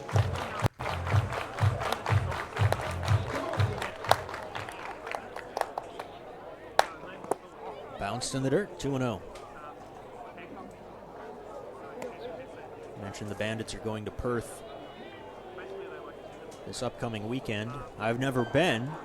I've heard it's a very beautiful part of the country. Of course, geographically distinct from other parts of Australia. 3-0. It's a gorgeous ballpark. They've done a lot of work recently. I think they put 4 or 5 million into it, into the facility itself, and it's a gorgeous ballpark. So I know the guys will enjoy the trip to Perth, and it is a beautiful part of Australia. Do they check out Rottnest Island with the quokkas? I think that's the basic tourist in me, but that'd be the first place I go if I ever visit Perth. I think the boys, they try to catch up on a bit of rest after the long journey, and I don't blame them for that. And then it's different, you know. The guys nowadays, because you can track them on social media, they go out and visit the big Kookaburras, done a Ruzik sweep. Probably not the one you want to sweep, but yeah, they get out there. When I played, I think we spent more time trying to recover from the day. Didn't venture out much of the room. Campbell with a drive into left center. It's in the ballpark. And Lattimore calls and catches. It's a 1-2-3 inning, the second that Ruzik has had, retiring all 3 batters in order. We are through 5 in Brisbane. On to the 6th. It's 4-1 Bandits on Bandits.tv.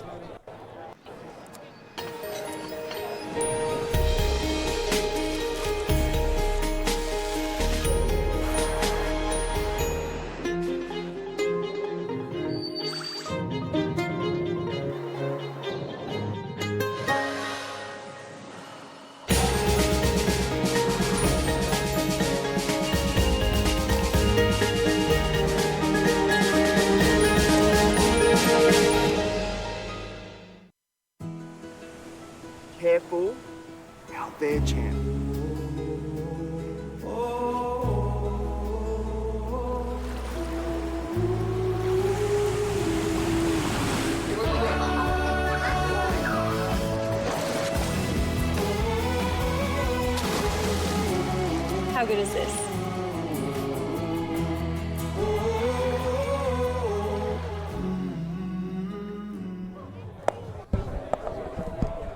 Top of the 6th inning coming up on a clear night in Brisbane. 4-1 Bandits on top of the Aces. Bottom third of the order due up for Melbourne. Ellis, De San Miguel, and Dale against Corey Taylor. Taylor's done an excellent job thus far. He's left at least one man on in each of his 5 innings, but has allowed only 1 run to score. The pitch count for Taylor is at 80. 48 for strikes, and for the first time tonight we see some action in the Brisbane pen.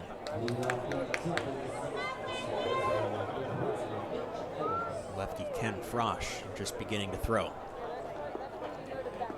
Ellis is a switch hitter. The next 2 batters behind him are right-handed, but then when the lineup turns over it starts with a pair of lefties, and that is likely who Frosch is preparing to face.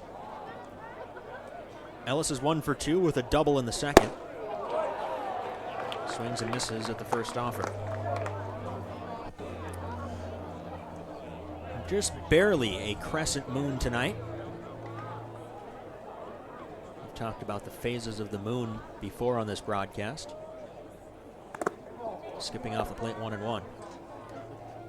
That is a waxing crescent, so it was a new moon, if not last night, 2 nights ago, and it will get gradually bigger. Go from a crescent to a gibbous and then a full moon.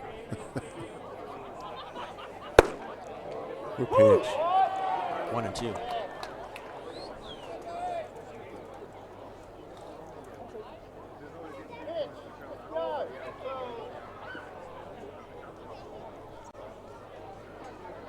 Taylor has 4 strikeouts.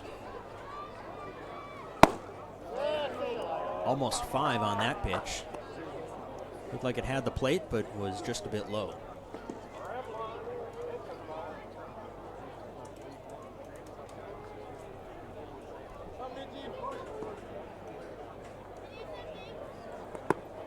Well in front of the plate, the count runs full, and the one thing that Taylor cannot do at this juncture in the game is let men reach base without earning their way on, or even worse, letting leadoff men reach base. Well, that's the key. You want to concede in that situation. So now he's got to really force him to put the ball in play. It's a leadoff walk to Mitch Ellis. That'll bring in Alan De San Miguel.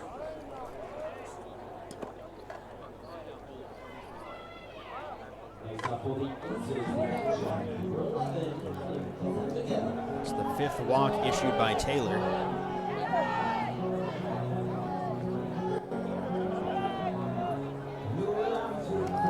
One in every inning now except the second. De San Miguel drew a walk his last time up, stole second because no one was holding him on, and then came home to score. First pitch, ripped to left field. That's down for a base hit. High first hop picked up by Colwell, and he gets it in quickly to keep Ellis at second base. Tell you what, good job of swinging the bat by De San, but really good job by Colwell. He covered a lot of ground, and that's where traditionally he played a lot of center field here. He covered a lot of ground and able to knock that ball down, and he keeps the double play in order, but Taylor's now got himself in trouble, and Dale's at the plate, so potentially a bunt situation to see if they can create some offense. I just heard Deeble yell, hit a line drive, so maybe they aren't going to try to play the small ball, but seeing if they decide to just chip away. That or it's his verbal cue to drop down a bunt. Yeah, we'll that's it. find out in a second. No, it's his cue to hit a line drive. First pitch is a strike.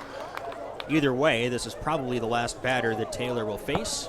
2 lefties due up next, and the lefty Frosch getting loose again. Dale represents the potential tying run.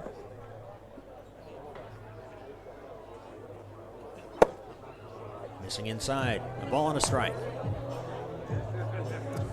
If Taylor had his wish right now, he'd get himself a ground ball and turn 2 and take the pressure off himself and the Bandits defense.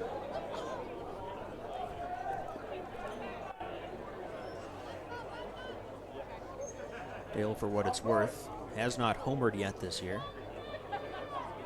He's driven in only 1 run. Foul tip, and the count is 1-2.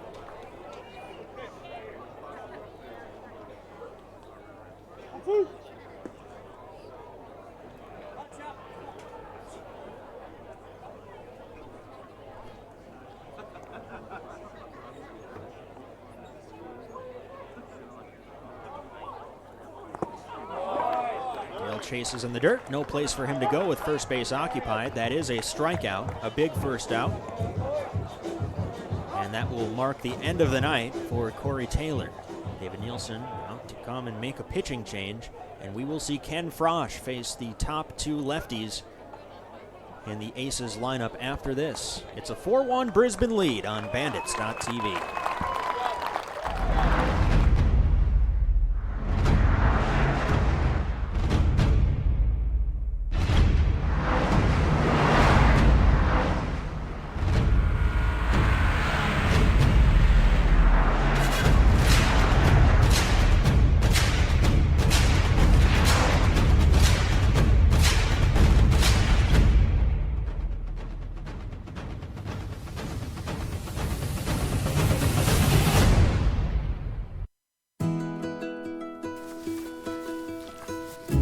It's always been you. It's always been us.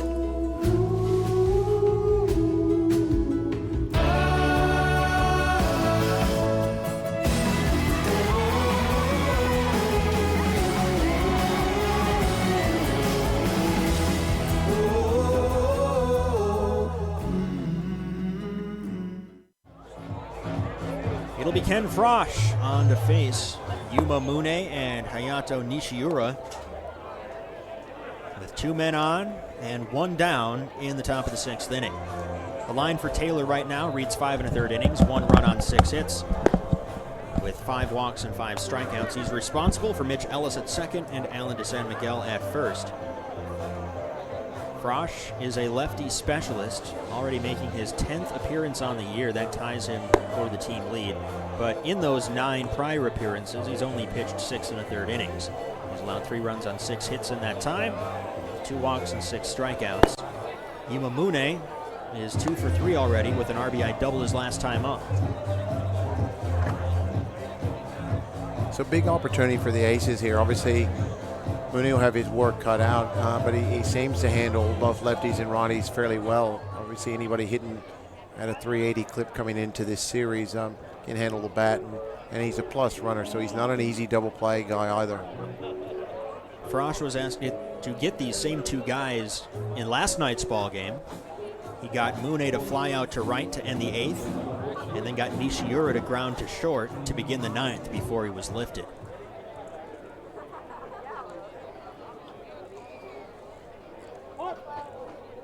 Infield looking for a double play, but as you said, Mune runs well. First pitch is a strike, sweeping across the zone. Frosch will not overpower you. Most effective pitch is that slow, sweeping breaking ball.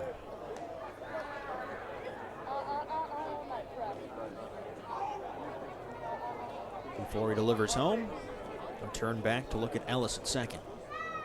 See, David's already got action in the pen with Hollins. Obviously, that's no reflection on Frosch. That's more, he's going on percentages, right-left combinations. This is the sort of thing that beginning next year in Major League Baseball, you are not going to be able to do. At least that's the word. There's going to be a 3-batter minimum instituted.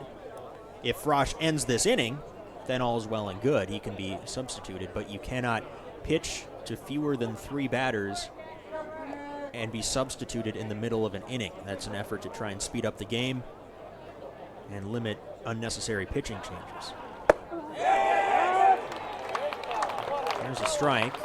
Mune knew he went around and was immediately frustrated with his impatience. It's amazing how the little things of the game changers, and that will be a game changer, the way you look at rotations are set up, bullpens are set up, and then you're telling me they're expanding the roster to 26, what looks like there's more opportunities to put that into place, and now they're taking that equation out of play. 1-2, low and away. So the way this would look, if the suggested and rumored rule is to be instituted, is that if Frosch cannot retire Mune and Nishiura and get out of this inning, he would then have to face Quincy Lattimore, the third batter to face him in this inning. 3-2. Frosch in danger of walking the bases full and bringing up the potential go-ahead run.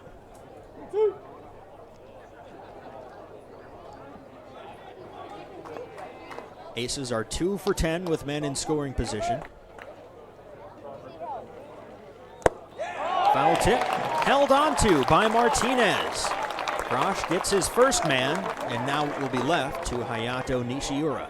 That's a big out right there, and I'll tell you what, we talk about Mooney, and he's been a tough out all weekend, and this shows how tough Frosch's slider is, able to get as much wood as he wanted to, and great job by Martinez to hang on to it. Nishiura is 0 for 3. First pitch misses wide.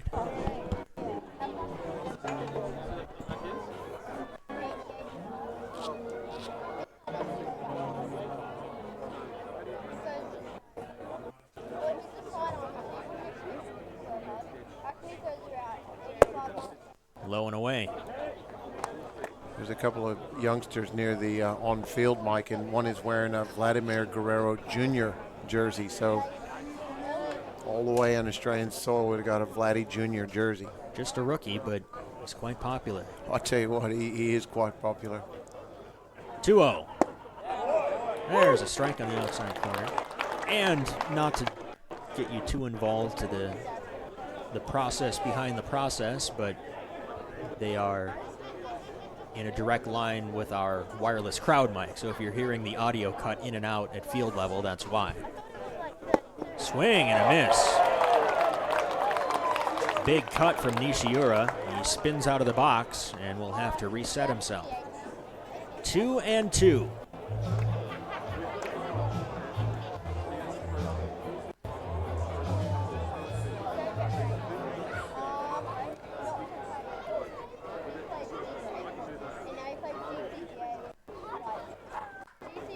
Chopped right back to the mound. Frosch fields and throws. Ken Frosch gets the job done once again. The Aces strand a pair, and as we head to the bottom of the 6th inning in Brisbane, the Bandits lead it 4-1. At the Sporting Globe, we're a little different to other pubs and bars. We have more than just cooks, we have chefs. We have more than bar service, we have table service. We have more than live sporting events, we have atmosphere. And we have more than customers, we have fans. It's more than a sports bar, it's a Sporting Globe. No one knows what the future of transportation will look like. Robots. But no matter what, Enterprise can help. You can rent a car for a road trip. Look, kids, nature. Oh, wow. You can rent a truck for a move. You can buy a car, commute in a van pool, or get picked up because your car is in a pool. My bad. Count on Enterprise, no matter where transportation goes next. Let's go. I love the future. How can Enterprise pick you up today? Hey, Thomas. Yeah? Is it fun playing at festivals? It's pretty good, mate.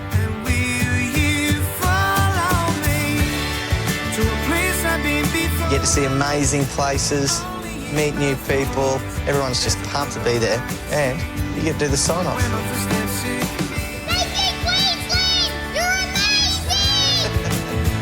Queensland, where life's beautiful one day and perfect the next.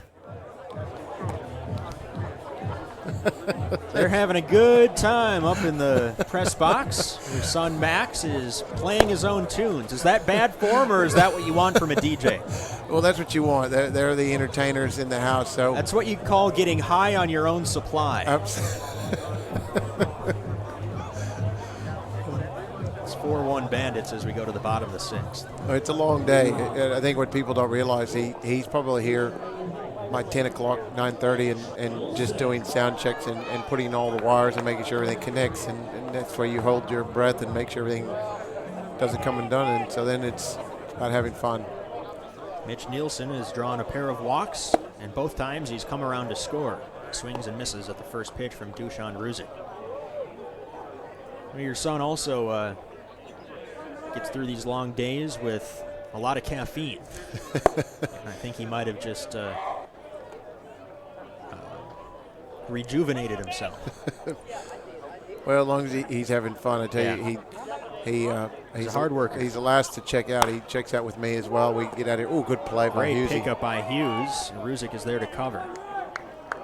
Tough second hop, and Hughes, like a natural at first, gloved it down. Let's take a look. Get it right there. And it's an in-between hop, and still got good feet over there at second. Hughes played big leagues at third base, second base, and obviously he's made the adjustment to first. But that's a good play right there. That ball gets by him. He's standing on second base, and it's a different inning. Jeremy Martinez is 1 for 2. He doubled back in the second.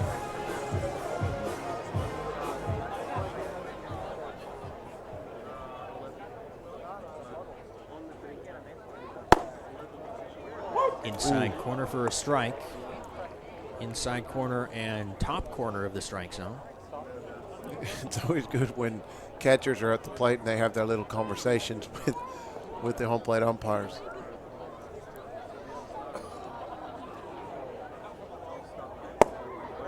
Down and in, 1-1. They would probably get away with it more than anybody because they're also the ones that have to block balls and do Get all some credibility there. Yeah. Absolutely.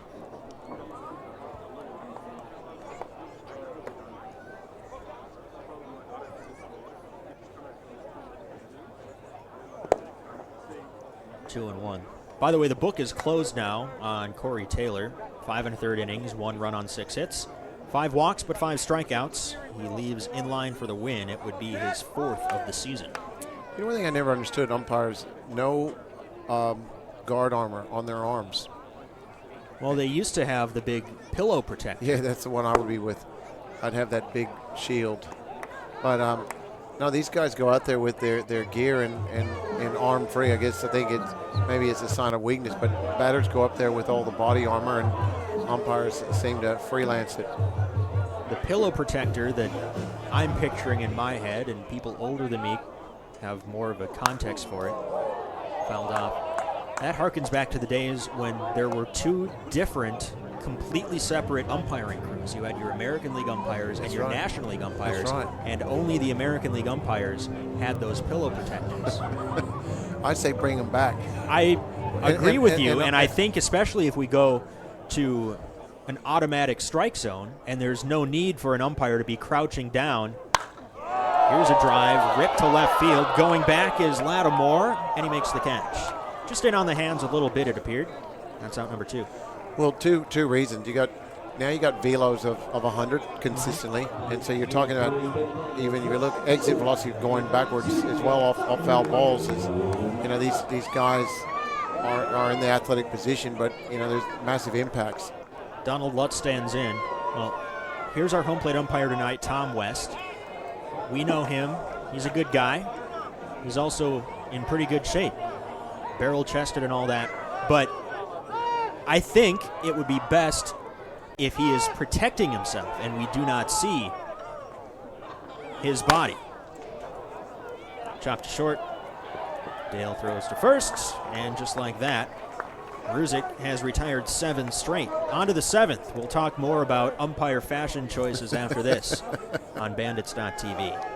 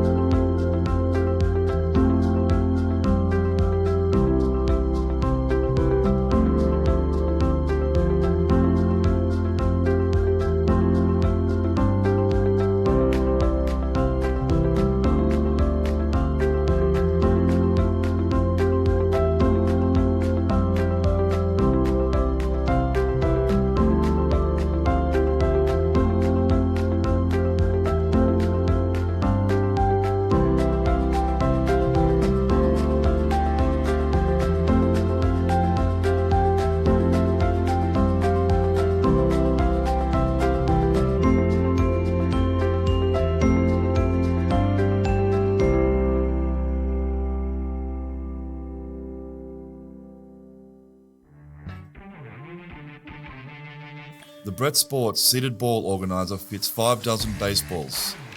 Polyester construction means it is durable and its functional pockets allow for flexibility in storage. An adjustable strap and soft cushioned seat means that this organizer is essential for use at training.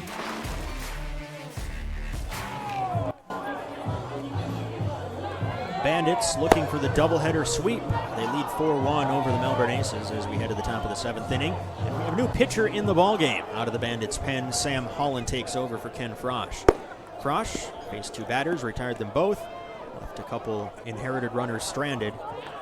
And Holland, who has a rapidly shrinking ERA all the way down to 6.52, will be tasked with facing 3, 4, and 5, the heart of the Aces order. Quincy Lattimore still trying to extend that hitting streak. He's 0 for 1 with a pair of walks in tonight's ball game. Hitting streak is at 14. Tied for the longest in a single season in Aces history.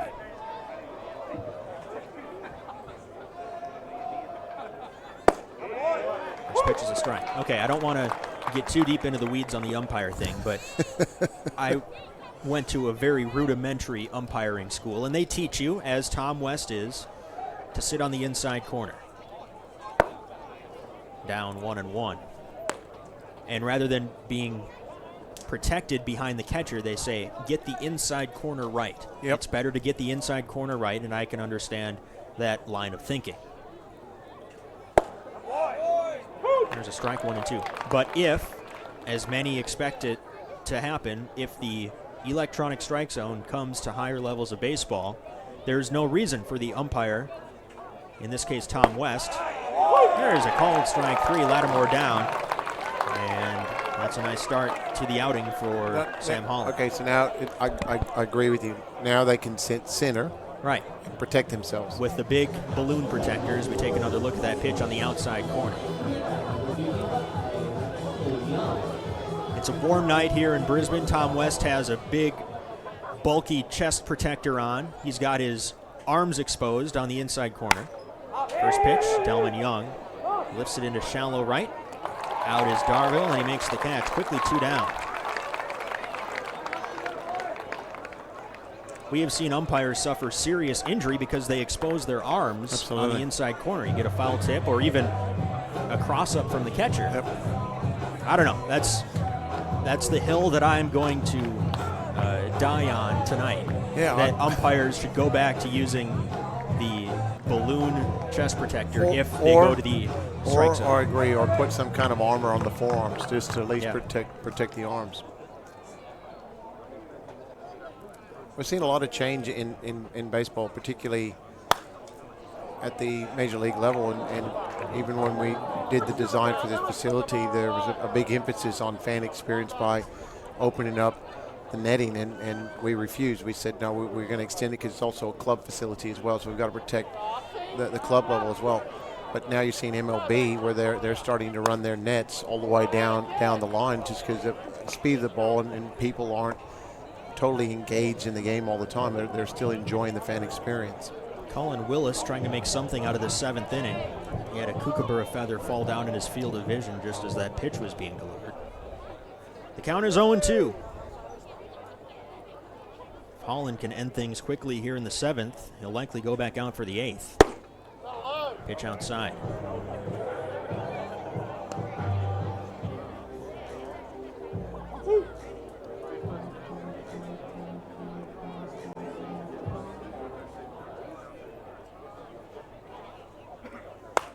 Inside out swing, fouled off the top of the Melbourne dugout. There's the outlaw cam.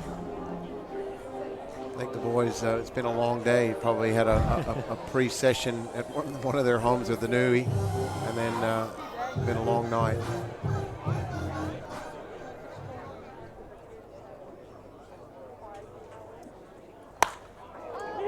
Willis lifts it in the air to shallow right center. And that ball falls out of the glove of Lutz, who took charge at the last moment and called off Darville. Willis into second. We'll see if that's ruled a double or an error, but regardless, the inning will continue.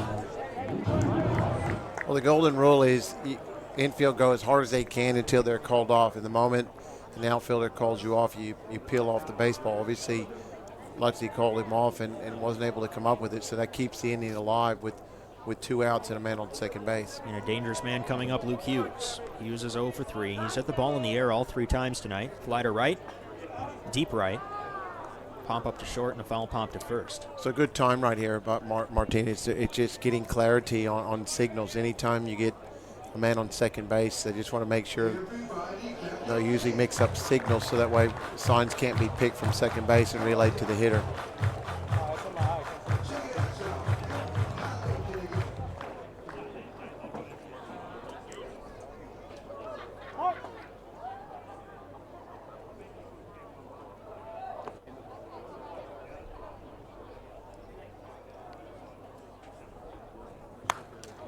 Hughes got a pitch up and fouled it straight back.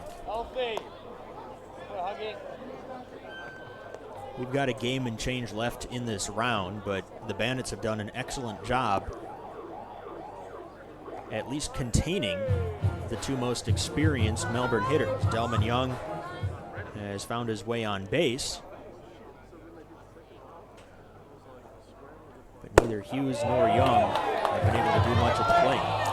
Yeah, and look, that's always the challenge. You've got 2 formidable hitters and to try to contain them. And outside of game 1, they've done a good job at the top of the order. We talked about top 4 hitters, were all hitting above 325, so it's never an easy feat. Runner takes off, and it finds a seam to left field. A base hit will score Willis, and the Aces take advantage of the extra out. It's now a 4-2 ball game. And that's a big hit for Hughes. You see right there, George is giving him a little bit of acknowledgement. But, once again, just making things happen from a mistake. The miscue in right field all of a sudden puts a man on second base. Now all of a sudden we got a 4-2 ball game here in the 7th. That has been logged in the official scorebook as an error on Lutz. So that'll make it an unearned run for Holland, not that it's much of a consolation. Now Ellis representing the potential tying run.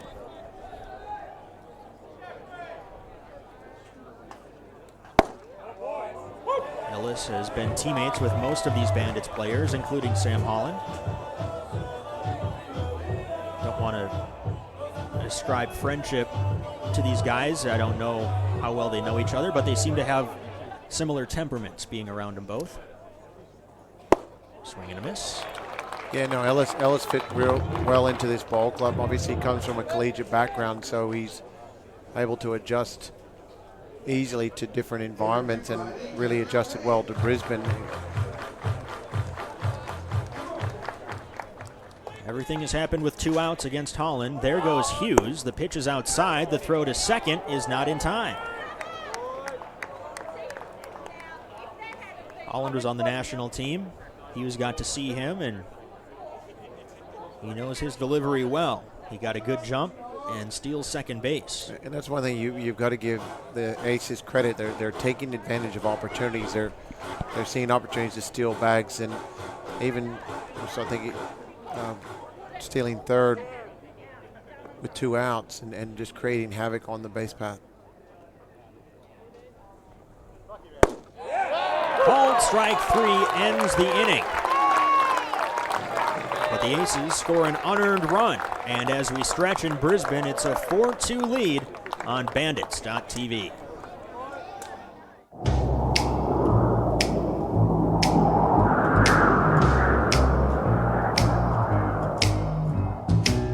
Can't you see my heart is lost without you? And your kisses make me love you more. And your kisses make me love you more. Can't you hear the sound of love and desire?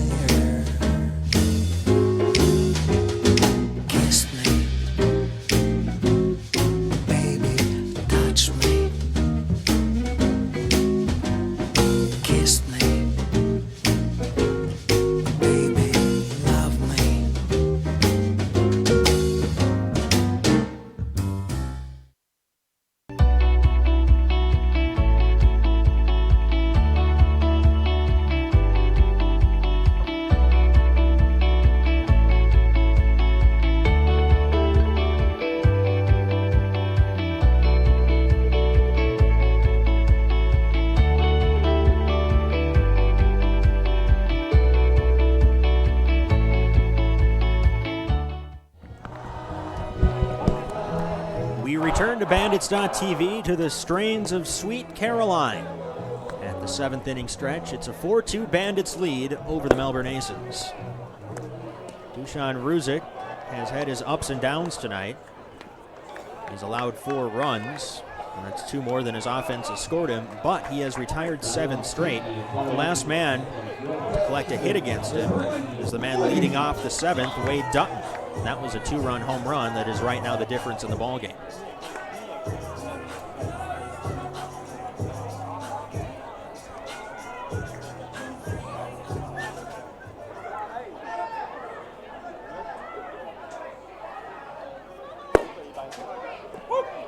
Called strike begins the at-bat to the Bandits' third baseman. A button on our umpire conversation. You got a text, and it's a point that is well made. Low and away to the backstop. The downside to an umpire centering him or herself behind home plate is that you make yourself that much more susceptible to foul balls. Correct.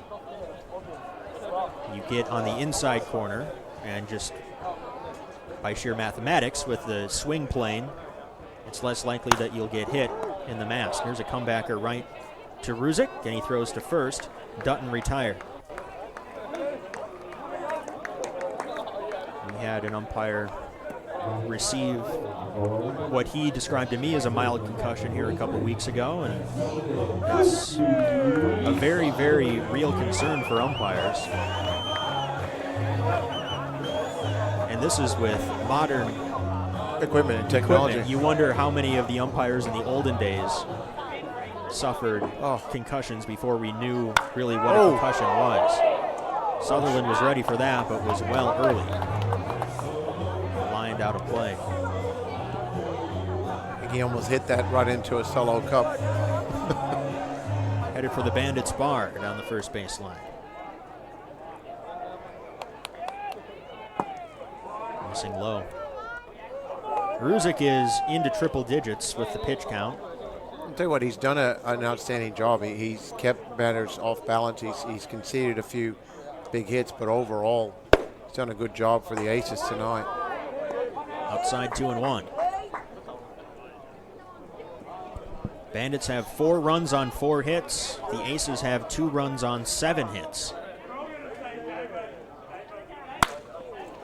Sutherland hits it well, but the Aces played him even better. Ellis, the second baseman, takes a nasty hop, but stays with it. And around the horn, he sacrifices his body for a meaningless throw from his first baseman, Luke Hughes. Yeah, Hughes, he threw him a little one-hopper in betweener. But I'll tell you what, that's a tough play. Anytime you play that shift, you play a couple steps off the lip, off the grass, and anytime you get a ball in that lip, it can do anything. But he did a good job of staying with that for out number 2. That'll leave it to West Darville. It's now 9 straight retired by Ruzic. First pitch misses low. Ryan Searle is loosening in the Bandits' pen. This would be a 6-out save opportunity. He's called upon in the 8th. Hasn't pitched since last weekend, so he should be well rested. 2-0.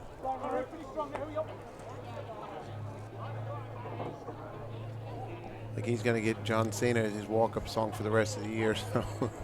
Maybe that was requested by him. Who knows? I trust that your son knows what he's doing. No, I think that's my son, being a John Cena fan, decided this suits him.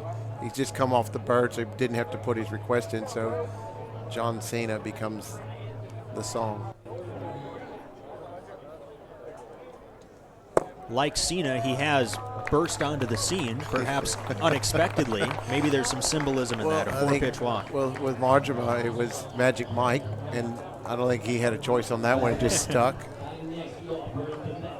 It was Pony by Genuine, right? The song from the Magic Mike soundtrack, among many others. Lineup turns over for Tim Colwell. 1 for 3 with a single his first time up. Since then, he's been beaten out on a grounder to first in the 3rd and a grounder to short in the 5th.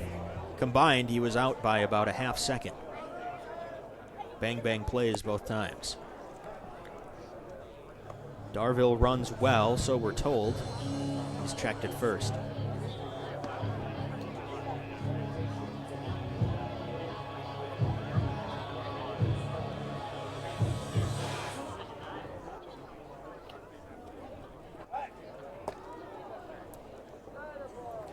Well, Desan's 2 for 2 tonight on attempts, and that was in the first inning. But if there was an opportunity, we did talk about holding the runner on. It does open up the right side of the diamond. So, but if he does get a jump, you want to make sure you can get to second base. Rip to center. Michiura is there, and he makes the catch. 7 strong innings for Dusan Ruzic. But as we head to the 8th, Brisbane leads 4-2 on Bandits.tv. Taking off overseas this year? You wouldn't believe who you may run into at the airport. The Brisbane Bandits have partnered with award-winning China Airlines to be our gateway to the world. China Airlines operate the brand new Airbus A350 out of Brisbane, so you can be assured of a safe, comfortable and relaxed flight to wherever you may be headed. With daily flights from Brisbane to Auckland and return, you may just bump into a few of our champions lending a hand on board. And we'll be doing our best to live up to China Airlines 5-star services. So wherever you're heading overseas on China Airlines, keep an eye out for the Brisbane Bandits. You just never know who you might see.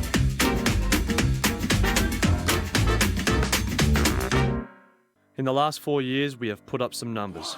Led the league in hits, RBIs, stolen bases, slugging, home runs, batting average, ERA, single season saves record. We've had 2 home run champions, 2 league MVPs, 4 ABL championships. But none of this would have been possible without Brett Sports, the official equipment partner of the Brisbane Bandits. On to the 8th, and Ryan Searle, the Bandits closer, comes on for what he hopes will be a 6-out save. Bandits leading 4-2 over the Aces. Searle on the year is 1-2 with an ERA of 6.30. This will be his 10th appearance on the year, all of them in late relief. He's 4 of 6 save opportunities. Last weekend in Canberra, he became the ABL's all-time strikeouts leader, a testament to his durability in this league. Had a chance to congratulate him on that achievement before yesterday's ball game, and Ryan understands his place in history and understands his importance to this team. He gets the call here, and it will be 8-9-1 for the Aces. De San Miguel, Dale, and Mooney. Yeah, well, I like the call by David. You know, he's got 6 outs. He goes to his man. He hasn't been taxed at all in game 1 or game 2.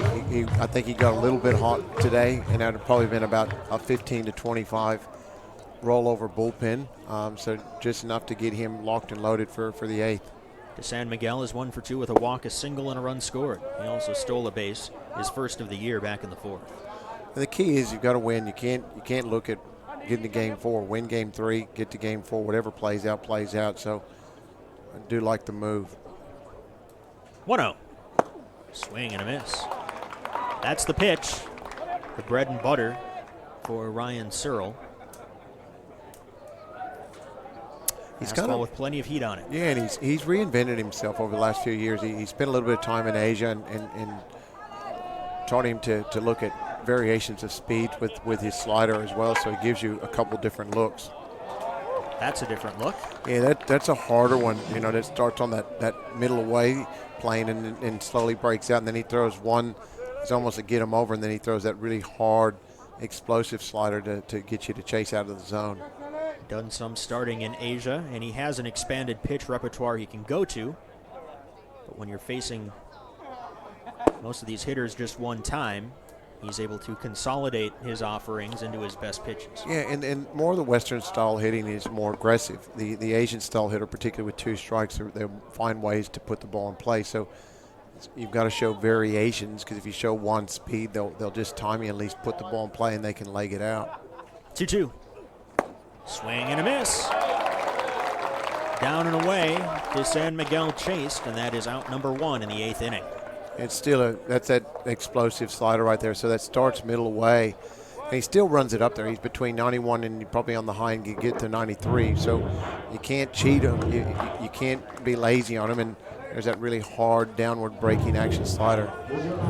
It is a slider, but it does have more downward movement than your typical slider. And that's what I said. He's kind of got variations to it. So through that second strike was one that just kind of almost like a cutter slider. Jared Dale is 0 for 3 with a pair of strikeouts. And then you see his two-seamer runs into you. So if you start to lean out on you, then he can rush you on the hands and break off a lot of bats as well. Sam Holland pitched the 7th. He allowed an unearned run with 1 hit and 2 strikeouts. Swing and a miss, 1-1. And then that's just right there to a young hitter. He's sped him up on the inner half with two-seamer, didn't chase it, and then just takes a little bit off the slider and gets him out in front because they start to cheat on the inner half.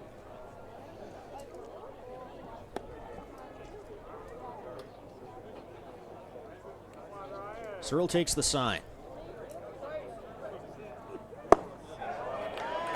Dale fidgets in the box. I was expecting something different than that. It's a strike and it's 1-2.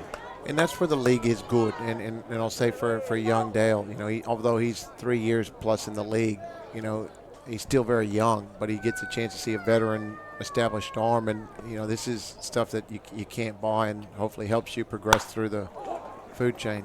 Pitch up, sent on the ground to short. Wade throws to first, and it's a close play, but the out is recorded. 2 up, 2 down. Good play by Logan. It took a little bit of a tricky hop on him. It is the 8th inning on doubleheader, so there's still a bit of moisture in the ground, so the ball stays true, but stayed with it and comes up and fires across the time for out 2. Now Yuma Mune at the top of the order. Mune is 2 for 4 with a single in the first and an RBI double in the fourth.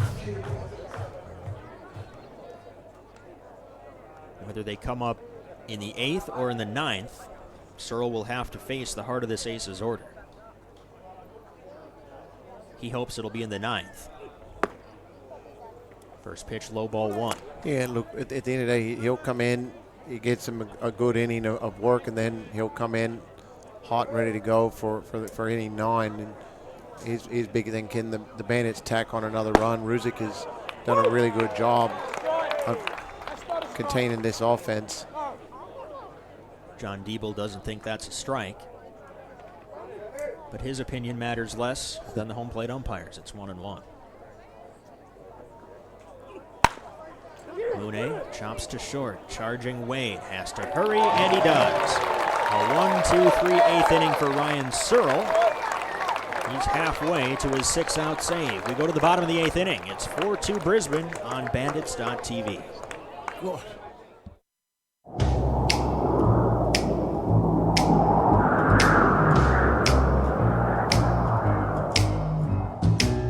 Can't you see my heart is lost without you? And your kisses make me love you more. And your kisses make me love you more. Can't you hear the sound of love and desire?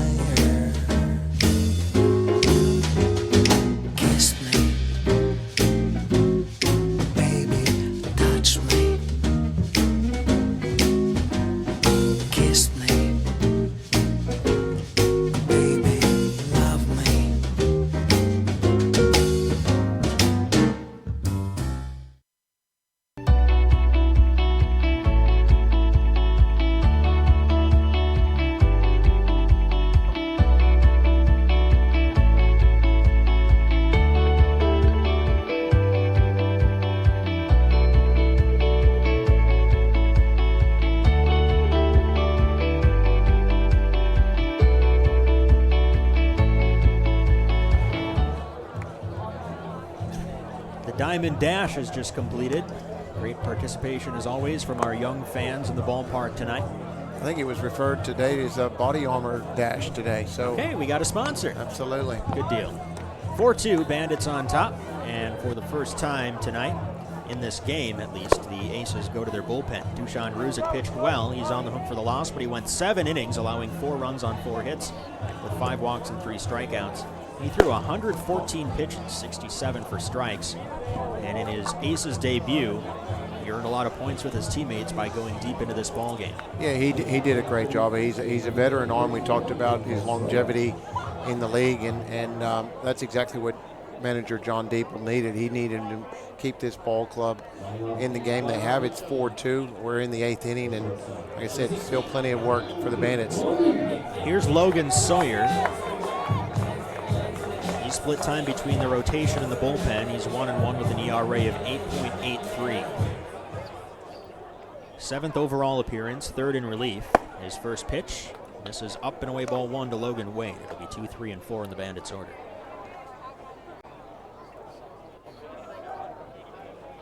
Sawyer allows an opponent batting average of .358. One hopper right back to the mound. Sawyer fields and flips. Wade quickly retired. That'll bring in Andrew Campbell. Sawyer is an American, 26 years old, hailing from Knoxville, Tennessee. Originally drafted by the Colorado Rockies.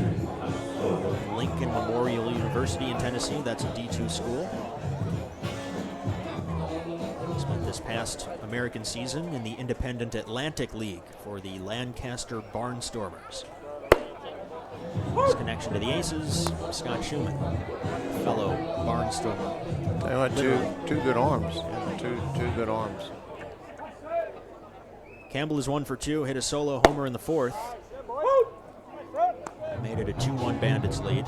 We're talking about Schumann, and was at the press conference and asked manager John Dable what he gets it up to, and he said up to 98. Have to like that. Chopper to first. Waist-high hop for Hughes, and Sawyer covers. 2 up, 2 down. Good job again just on that cover, and good feed by Hughesy for out number 2. So once again, the Aces continue to chip away at the outs and contain this offense. So a couple explosive swings of the bat, but since then they've been contained. You don't know the truth that you're spitting, Gons. Bandits don't have a hit since the go-ahead 2-run homer from Wade Dutton back in the 4th inning. Well, that's what I was saying. It's been a couple walks, but no hits since. A mute point with the bat. So Nielsen is 0 for 1. He's drawn a pair of walks and scored a pair of runs. In the 9th, for the Aces, it'll be 2, 3, and 4. Nishiura, Lattimore, and Young. For Lattimore, it might be his last time to extend his hitting streak. Currently sitting at 14, tied for a team record.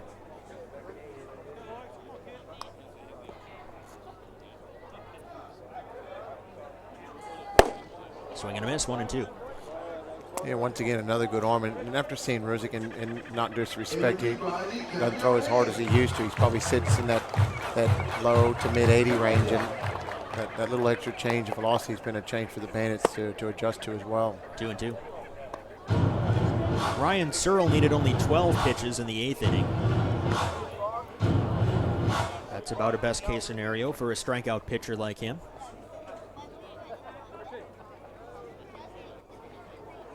The 2-2. Popped up, foul and out of play.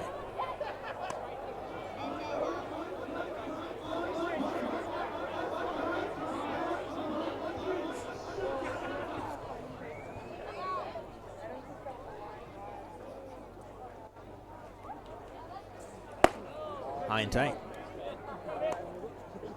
If the Bandits win this game, they will clinch at least a series split. That'd be their first split since round 3, and it would set them up to perhaps win the series tomorrow. That'd be their first win since round 2.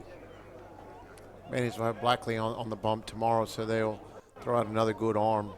Pitching against his former team. Ooh, up the middle, fielded by the shortstop. Dale throws to first, and somehow that got through Sawyer. It's a 1-2-3 8th inning, and we head to the 9th. Ryan Searle will come back out and try and close out a doubleheader sweep after this.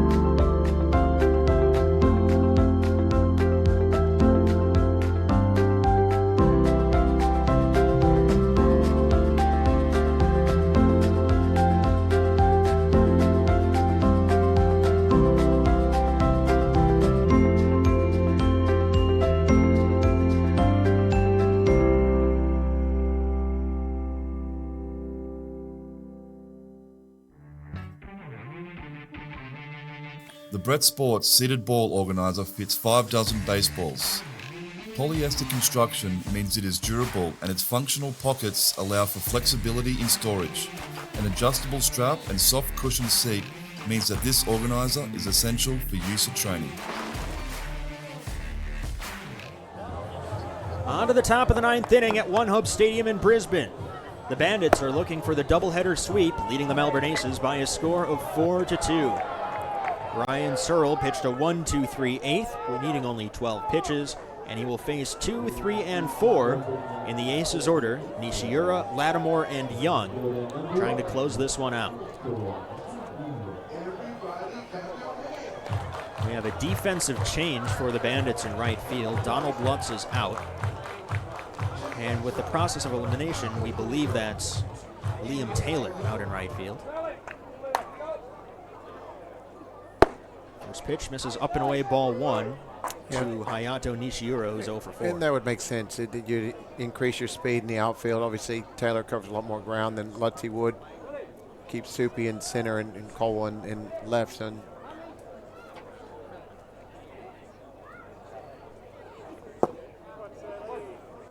Lutz was due up second in the bottom of the 9th that the Bandits hope will never come.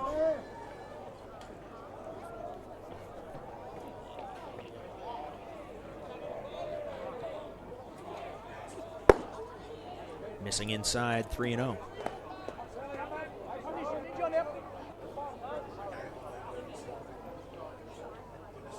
A walk would bring the tying run to the plate, with Lattimore and Young due up. There's a strike, 3-1. We invite you to stick with us post-game. Just minutes after the final out, we will have the Bandits post-game press conference with reaction from the Aces and the Bandits. Nishiura with an inside-out swing, hits a little pop-up, and in foul territory, Dutton makes the catch for the first out.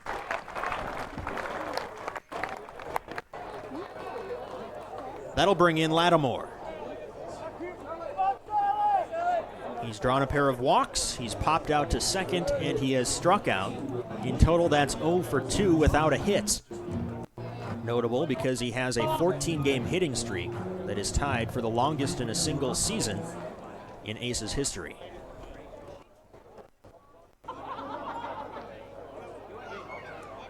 The first pitch, inside, turning Lattimore away.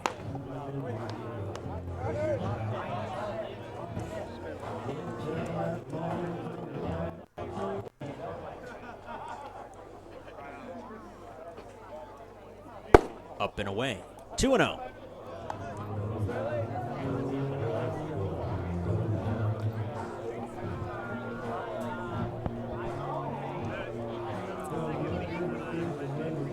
Searle fell behind Nishiura 3-0 before coming back to retire him. Facing a hitter's count to Lattimore. Ripped to left field, over is Colwell, and he makes the catch. Hit well, but to the wrong outfielder, and the Aces are down to their final out. That's a big out right there, and obviously trying to extend his hit streak, so want to acknowledge his efforts today. It's pretty tough, particularly when guys aren't playing every day. But the big thing is now it keeps that tying run off the plate, and at least now Young has a chance. If he does hit one out, it's still a one-run ball game. Young is 1 for 3 tonight with a single and a walk. He leads the league in home runs and RBI. First pitch, ripped into right center field. That's down for a hit. Picked up in the gap by Campbell, and Young in no mood to press his luck. He knows that his run doesn't matter. He'll be content with a sharp single. And that'll bring Cruz will come out and run for Young, so he's done his day work right there, and keeps the Aces' hopes alive.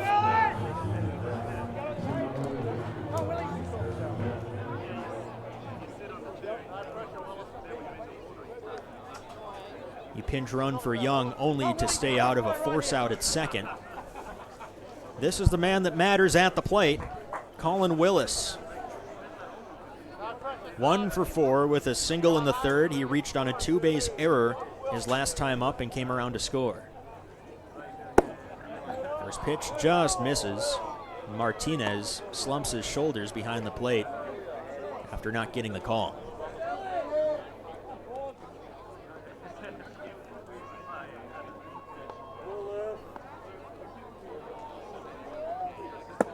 Check swing taken down, 2-0. Willis is playing in his 18th game, so you can't say it's a small sample size anymore. His batting average at this very moment is at .395. He has not homered. He has driven in 8 runs, and he's doubled 3 times. 2-0 pitch, misses inside, 3-0. Luke Hughes, another home run threat, waits on deck.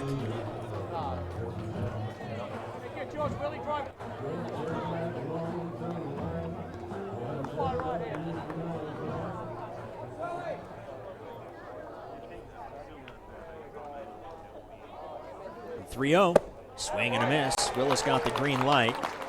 Searle challenged him with a fastball up at the eyes, and Willis couldn't connect.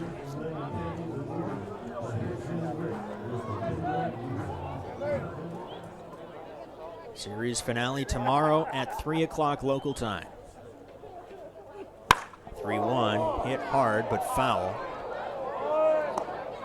And the count runs full. Final strike time for the Aces.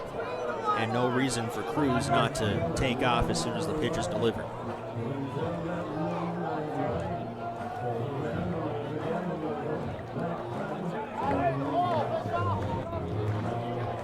Ryan Searle trying to complete the 6-out save and earn a doubleheader sweep for the Bandits.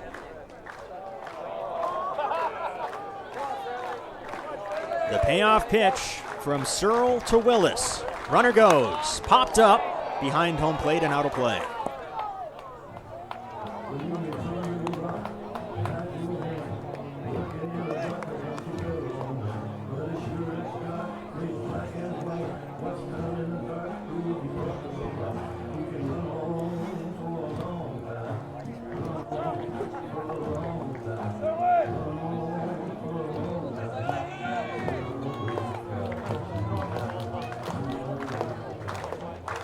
Crowd clapping in anticipation.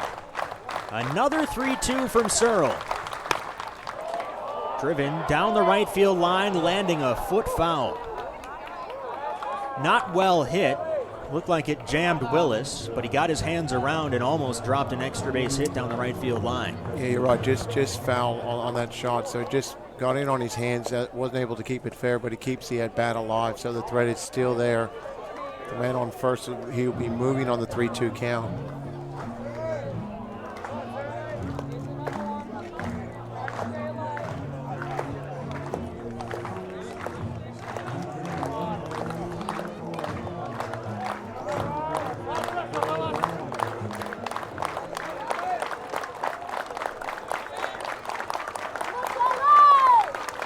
Runner goes, and it's ball 4. Willis draws the walk to extend the game. The tying run is aboard, and Luke Hughes, representing the go-ahead run, will have a chance.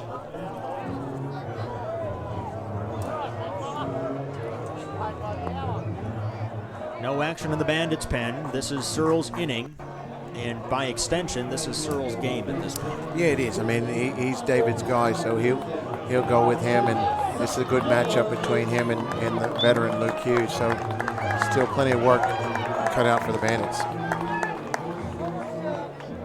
Searle's pitch count is now at 29. Hughes tonight is 1 for 4 with an RBI single. Hit on the ground through the left side his last time up. Martinez wants to make sure that he and Searle are on the same page. With a runner at second, they'll have to go with multiple signs.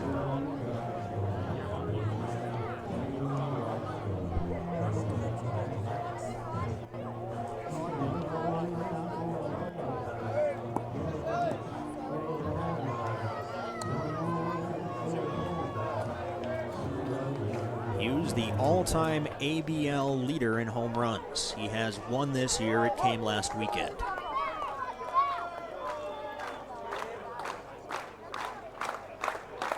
The first from Searle. Hughes rips it into center field. That's down for a base hit. Rounding third is Cruz. He'll come home. Smart throw by Campbell. Keeps the tying runner, Willis, at second. It's a 4-3 game, and the Aces are not done yet. Good job by Hughesy right there. Didn't try to do too much with the baseball. Just stayed on the ball, shot it to center field, and that'll now make it 4-3 and still in favor of the Bandits. But tying run is now at second with 2 outs. Another chance for Mitch Ellis in game 1 of the doubleheader. Ellis represented the tying run and grounded out to second to end the ball game. Here, the tying run is 180 feet away. A base hit to the outfield could score Willis and send us to 4-all. First pitch inside, ball 1.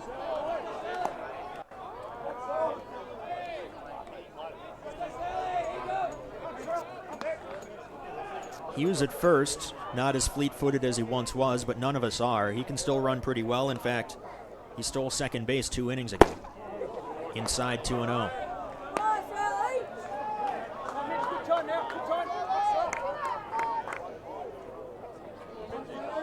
You don't want to go 3-0,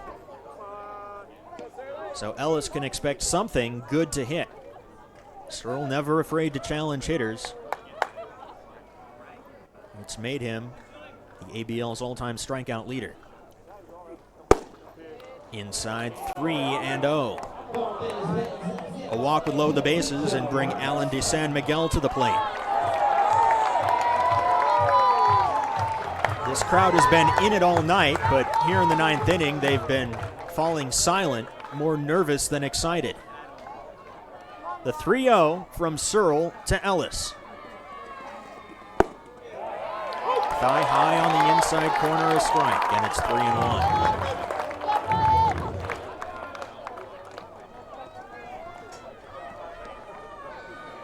The first 5 outs came easily for Ryan Searle. Since then, 2 singles and a walk. The 3-1. Ellis fouls, and the count runs full. Well, here's where it gets interesting now. 3-2 count with 2 outs, so runners will be on the move. So it puts a lot more pressure on the defense. The force is out of play, and they'll have to go across the diamond on anything hit on the infield. Ellis runs well. There's the crowd. We expect it'll be announced as a sellout. The payoff pitch. Runners go. Inside, ball 4, and the bases are loaded. Willis to third is the tying run. Hughes to second is the go-ahead run. And now, a man who knows Ryan Searle well, Alan de San Miguel.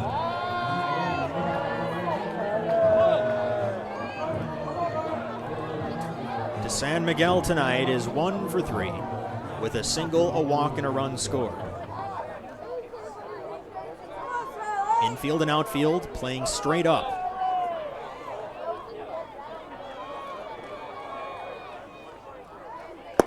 First pitch is a strike.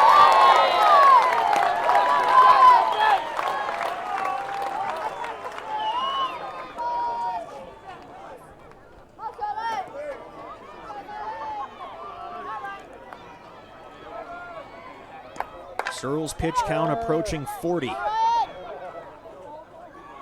Swing and a miss.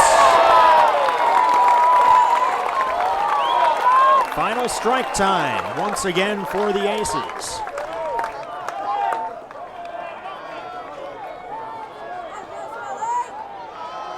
Searle has been walking on the edge of a blade, but he's a strike away from securing the doubleheader sweep. The pitch. Swings! Bandits win 4-3 and sweep the doubleheader. Searle with the 6-out save, bending but not breaking at the conclusion. What a performance by the Bandits all day, and by Ryan Searle digging deep and striking out de San Miguel to end it. The win will go to Taylor, the loss goes to Ruzic, and the save to Searle. It's his 5th of the season. Our broadcast proper has concluded, But stay with us. In just a few minutes, we'll have post-game reaction from the Aces and the Bandits in the Brisbane Bandits post-game press conference. Thanks for joining us today. Whether you were with us for part of the afternoon or all of our doubleheader, we thank you for tuning in and making us part of your holiday weekend. For my broadcast partner, Paul Gonzalez, this is Eric Bramer signing off. We'll have the conclusion tomorrow, the series finale at 3 o'clock local time, right here on Bandits.tv.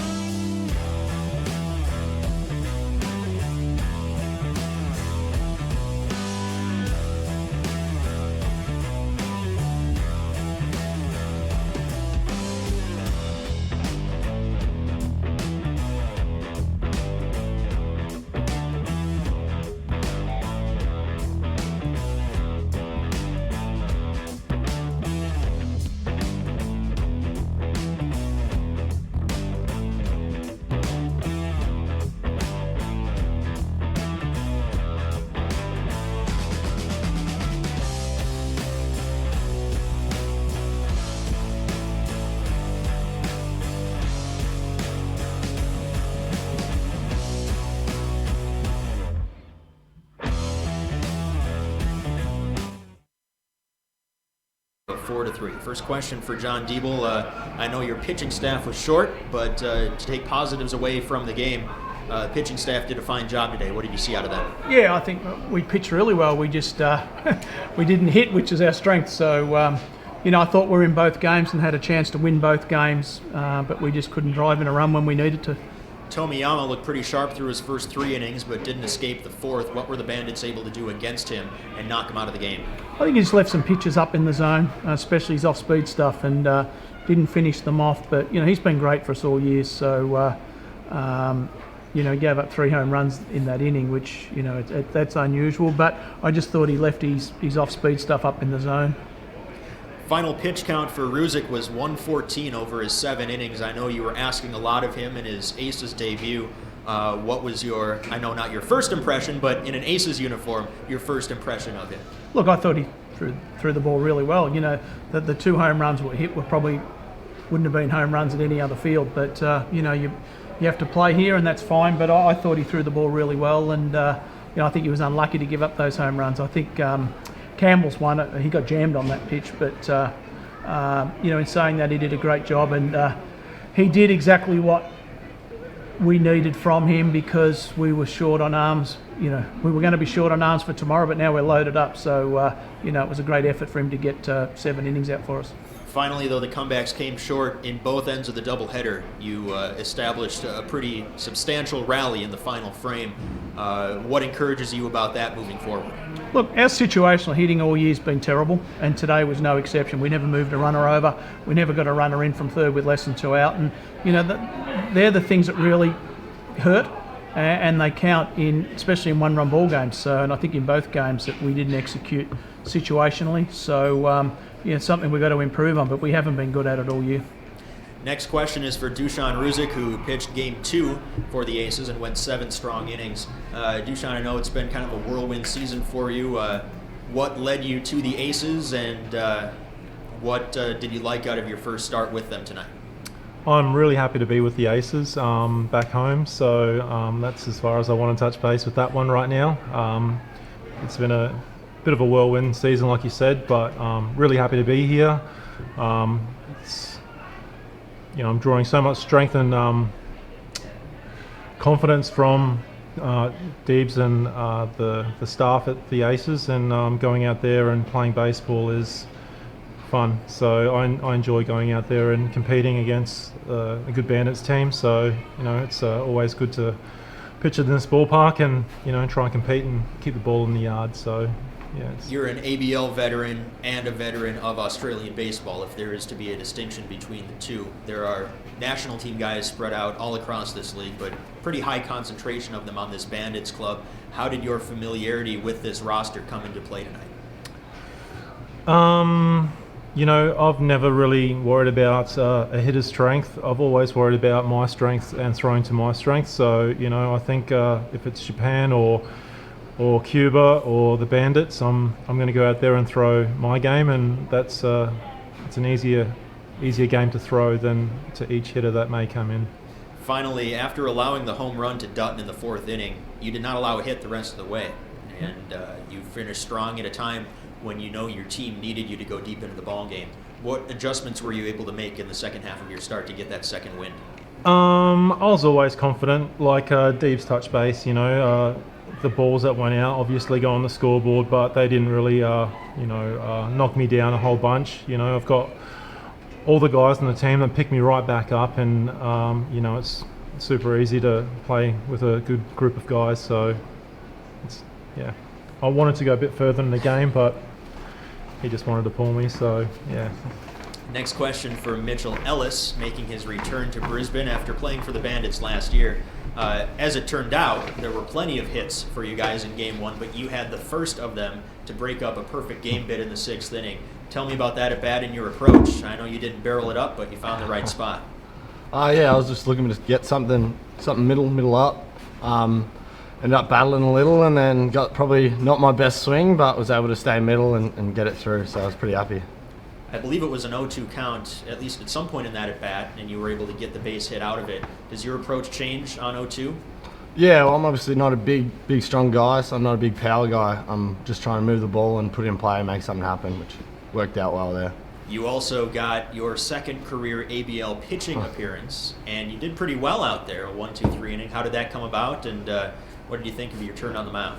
It's fun. It's fun getting out there, different opportunity to compete. Deebs just gave me a tap on the shoulder going in that last one, asking me to go down to the pen, and I was like, well, I'm actually leading off. So, we've been trying to get me in for a while now, and opportunity came, and I jumped at it. It's your first career strikeout. I noticed that you did not take the ball out of circulation as it happened. Do you have any mementos from that? No, none. So hopefully I get a few more and can keep something from that. All right. We'll pass the mic on to Paul Campion. Thank you. The home runs are missing yesterday for the Bandits. Obviously, Lutz Campbell back today. It was almost an adjustment for the Bandits. What adjustments do you make for tomorrow? What are we going to see? Oh, look, we've just got to keep, they're very left-hand dominant, and, our plan coming in here this year was to beat the Bandits, of course, and, having Helsel back being a lefty and Tolles being a lefty, we thought we were pretty, armoured up pretty good, but, that sort of plan has fallen away. But I think our right-hand pitchers threw the ball well today, and Lutz is a good hitter, and, I think the two, not taking anything away from them, I thought they were, they weren't real legit home runs, but, they were over the fence. Yeah, they were over the fence. That's legit to me. Yeah, and did you listen to what I said? Yeah, not taking anything away from them. Well, if you're going to be, that's what I'm saying. So they're both legitimate great home runs. Yeah, well, that's what I'm saying. Okay, that's fine. Thanks. All right, thank you, John, Dusan, and Mitchell. We'll be back with the Bandits in a few moments. Thanks, guys. Thank you.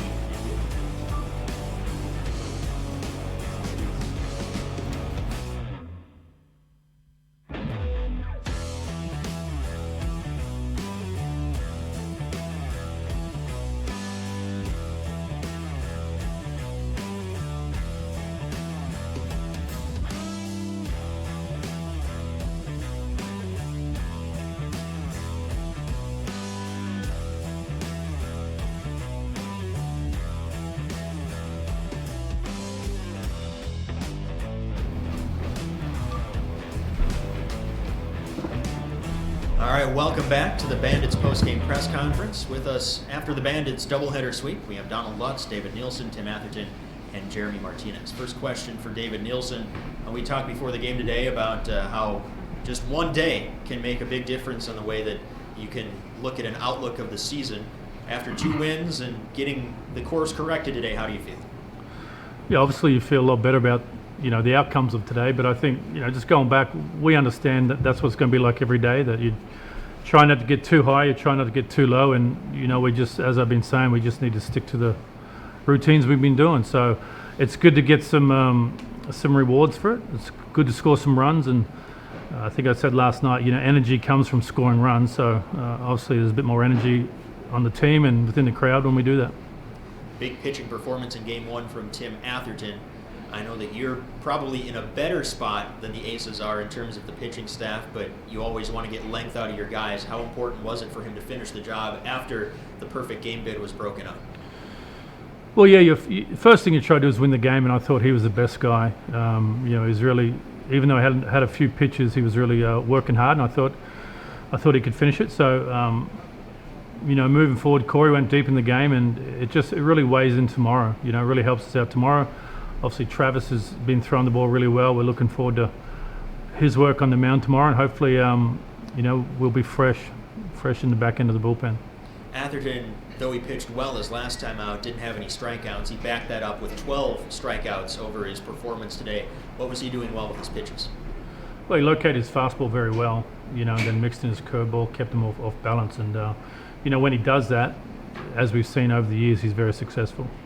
Ryan Searle got the 6-out save. First 5 outs came quite easily. The last one took a little bit of anxiety, but you stuck with him. Why is he your guy at the end of the bullpen? Well, like everyone else, we just got to work through stuff. He's been our guy. He's earned that role. As you said, he pitched really well the first 5 outs, and got a little bit hairy there at the end. But he worked through it, and he's been in that situation before, and no one knows better how to work out of that jam than Surly.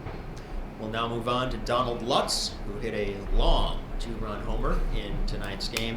Donald, how are you feeling at the plate? Yeah, a little better. Been working with Dingo, been in the cage a little bit, and things starting to come around a little bit. That was the culmination of a 5-batter sequence that saw your team score all of the 5 runs in that game. Obviously, Tomiyama was pitching well today, but what were you able to do against him to ambush him to start the 4th? I feel like hitting is always contagious. Wade, you got to go on with a nice shot down the line, and then, you just go out there and, have fun. You know what I mean? It's always a little easier when somebody gets it going and the ball gets rolling. And I battled that at bat. Followed first AB, made some good pitches, and I was like, okay, hey, but and then next AB fouled a couple off, and then I think he just hung one. Got there were a couple big game-changing at-bats with the bases loaded in Game 2. One ended the game. Another one came all the way back in the first inning when you tracked down a deep fly ball off the bat of Luke Hughes. With the wind blowing out to right field, how did you track that one down, and what was your thought process as you made that catch? When I went down the line, I was first, it's always, the bullpen was actually helping me out a little bit. It's good they communicate and let you know what a wall is. And we're just, fortunate enough it stayed in there. We'll now talk to Tim Atherton, who delivered a complete game performance in Game 1 of the doubleheader. Another complete game, just the 3rd in your career, but all 3 have come here in the last 2 seasons. What, at this stage of your career, gives you the confidence to go deep into a ball game like that? I think it's just the culmination of the work that you put in during the week. It comes down to that day. I know the boys are going to play 2 games today, and if I can help the bullpen out in any way by going deep into a game or completing the game, then that's going to make us so much stronger for that second game where maybe we are a little bit tired or whatever it might be, and then it gives Dingo a lot of options to have guys that are fresh rather than throwing back-to-back games. So it's just, I guess being a little bit savvy too, getting ahead. I think in this ballpark here, you've got to be confident in yourself, and you have to shy away from the walk. It's never the home run that hurts you here. It's always the walk before the home run. So I think going deep into games is just trying to get guys out early. 15 up, 15 down in a 7-inning game. We took notice of that up in the broadcast booth. Was that in your thought process at all in the dugout, if not on the mound? Yeah, 100%. Sometimes guys in the dugout sort of move away from you a little bit, but I like the idea. We had a 5-run lead, so instead of being complacent with that, individual successes behind, I used the thought of the perfect game to keep that pressure applied to myself so that I stayed on edge and didn't give up any lazy hits or lazy walks. You scored 3 runs against you in the 7th inning and had a chance to tie the game late, but you came through and ended up sealing the deal. Were you fading a bit at the end, or was that just circumstance with a couple bloopers falling in? No, never, mate. Could have started again game 2. No, it was just disappointing in myself that I wasn't able to finish a game again this season strongly, and that's been what I would think is my memo the last few years, is that I finished stronger. But I don't think it was through anything other than we're facing a good ball club in Melbourne, and they got a few hits that made it through the infield. So that's why a perfect game is so rare, because we're pitching against good hitters, and I just think that just didn't make a couple of pitches when I probably could have. We'll talk now to Jeremy Martinez, who hit a homer in Game 1 and caught a good game in Game 2. I'll ask you the same question I asked Donald about that 5-run ambush in the 4th inning. How were you able to get the pitcher back on his heels and make the most of the opportunities that you got? Yeah, I mean, just the second time through, just knowing how he's going to attack you, watching hitters before you to see what the sequence is and that much. Logan did a great job by, kind of loosening up the dugout a little bit, and then I was fortunate to put a good swing and a good count, and then Letsy finished it off with a big 2-run home run. So that's always big for us and momentum for, Atho and for the team. 5 1/3 good innings out of Corey Taylor tonight.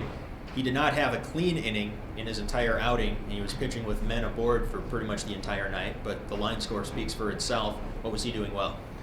He was just competing. He was battling. He was being a workhorse today. It wasn't easy, like you said, and he made some big-time pitches in some situations, and we were just on the same page, and he just battled, and he's a great pitcher, so he's able to trust his sinker and trust his cutter and get soft contact. Long day at the yard, made shorter by the fact that you won both games and you were only catching for one of them, and it's not as hot as it has been or will be, but I know that takes a wear on you guys down on the field. How did you hold up in this Australian heat? It's been fun. Dingo does a good job by telling us stay hydrated, work on the body, focus on the body, and that's what we're here for. We're here to win ball games and be able to compete at the highest level. So how can we, like Athol said during the week, how can we put ourselves in a situation to succeed? I'll pass the mic to Paul Gonzalez. Just a quick one, David, and question for you. You've got 2 pretty prominent hitters, one being Young, and you look at the 3 Japanese. You've done a great job of containing.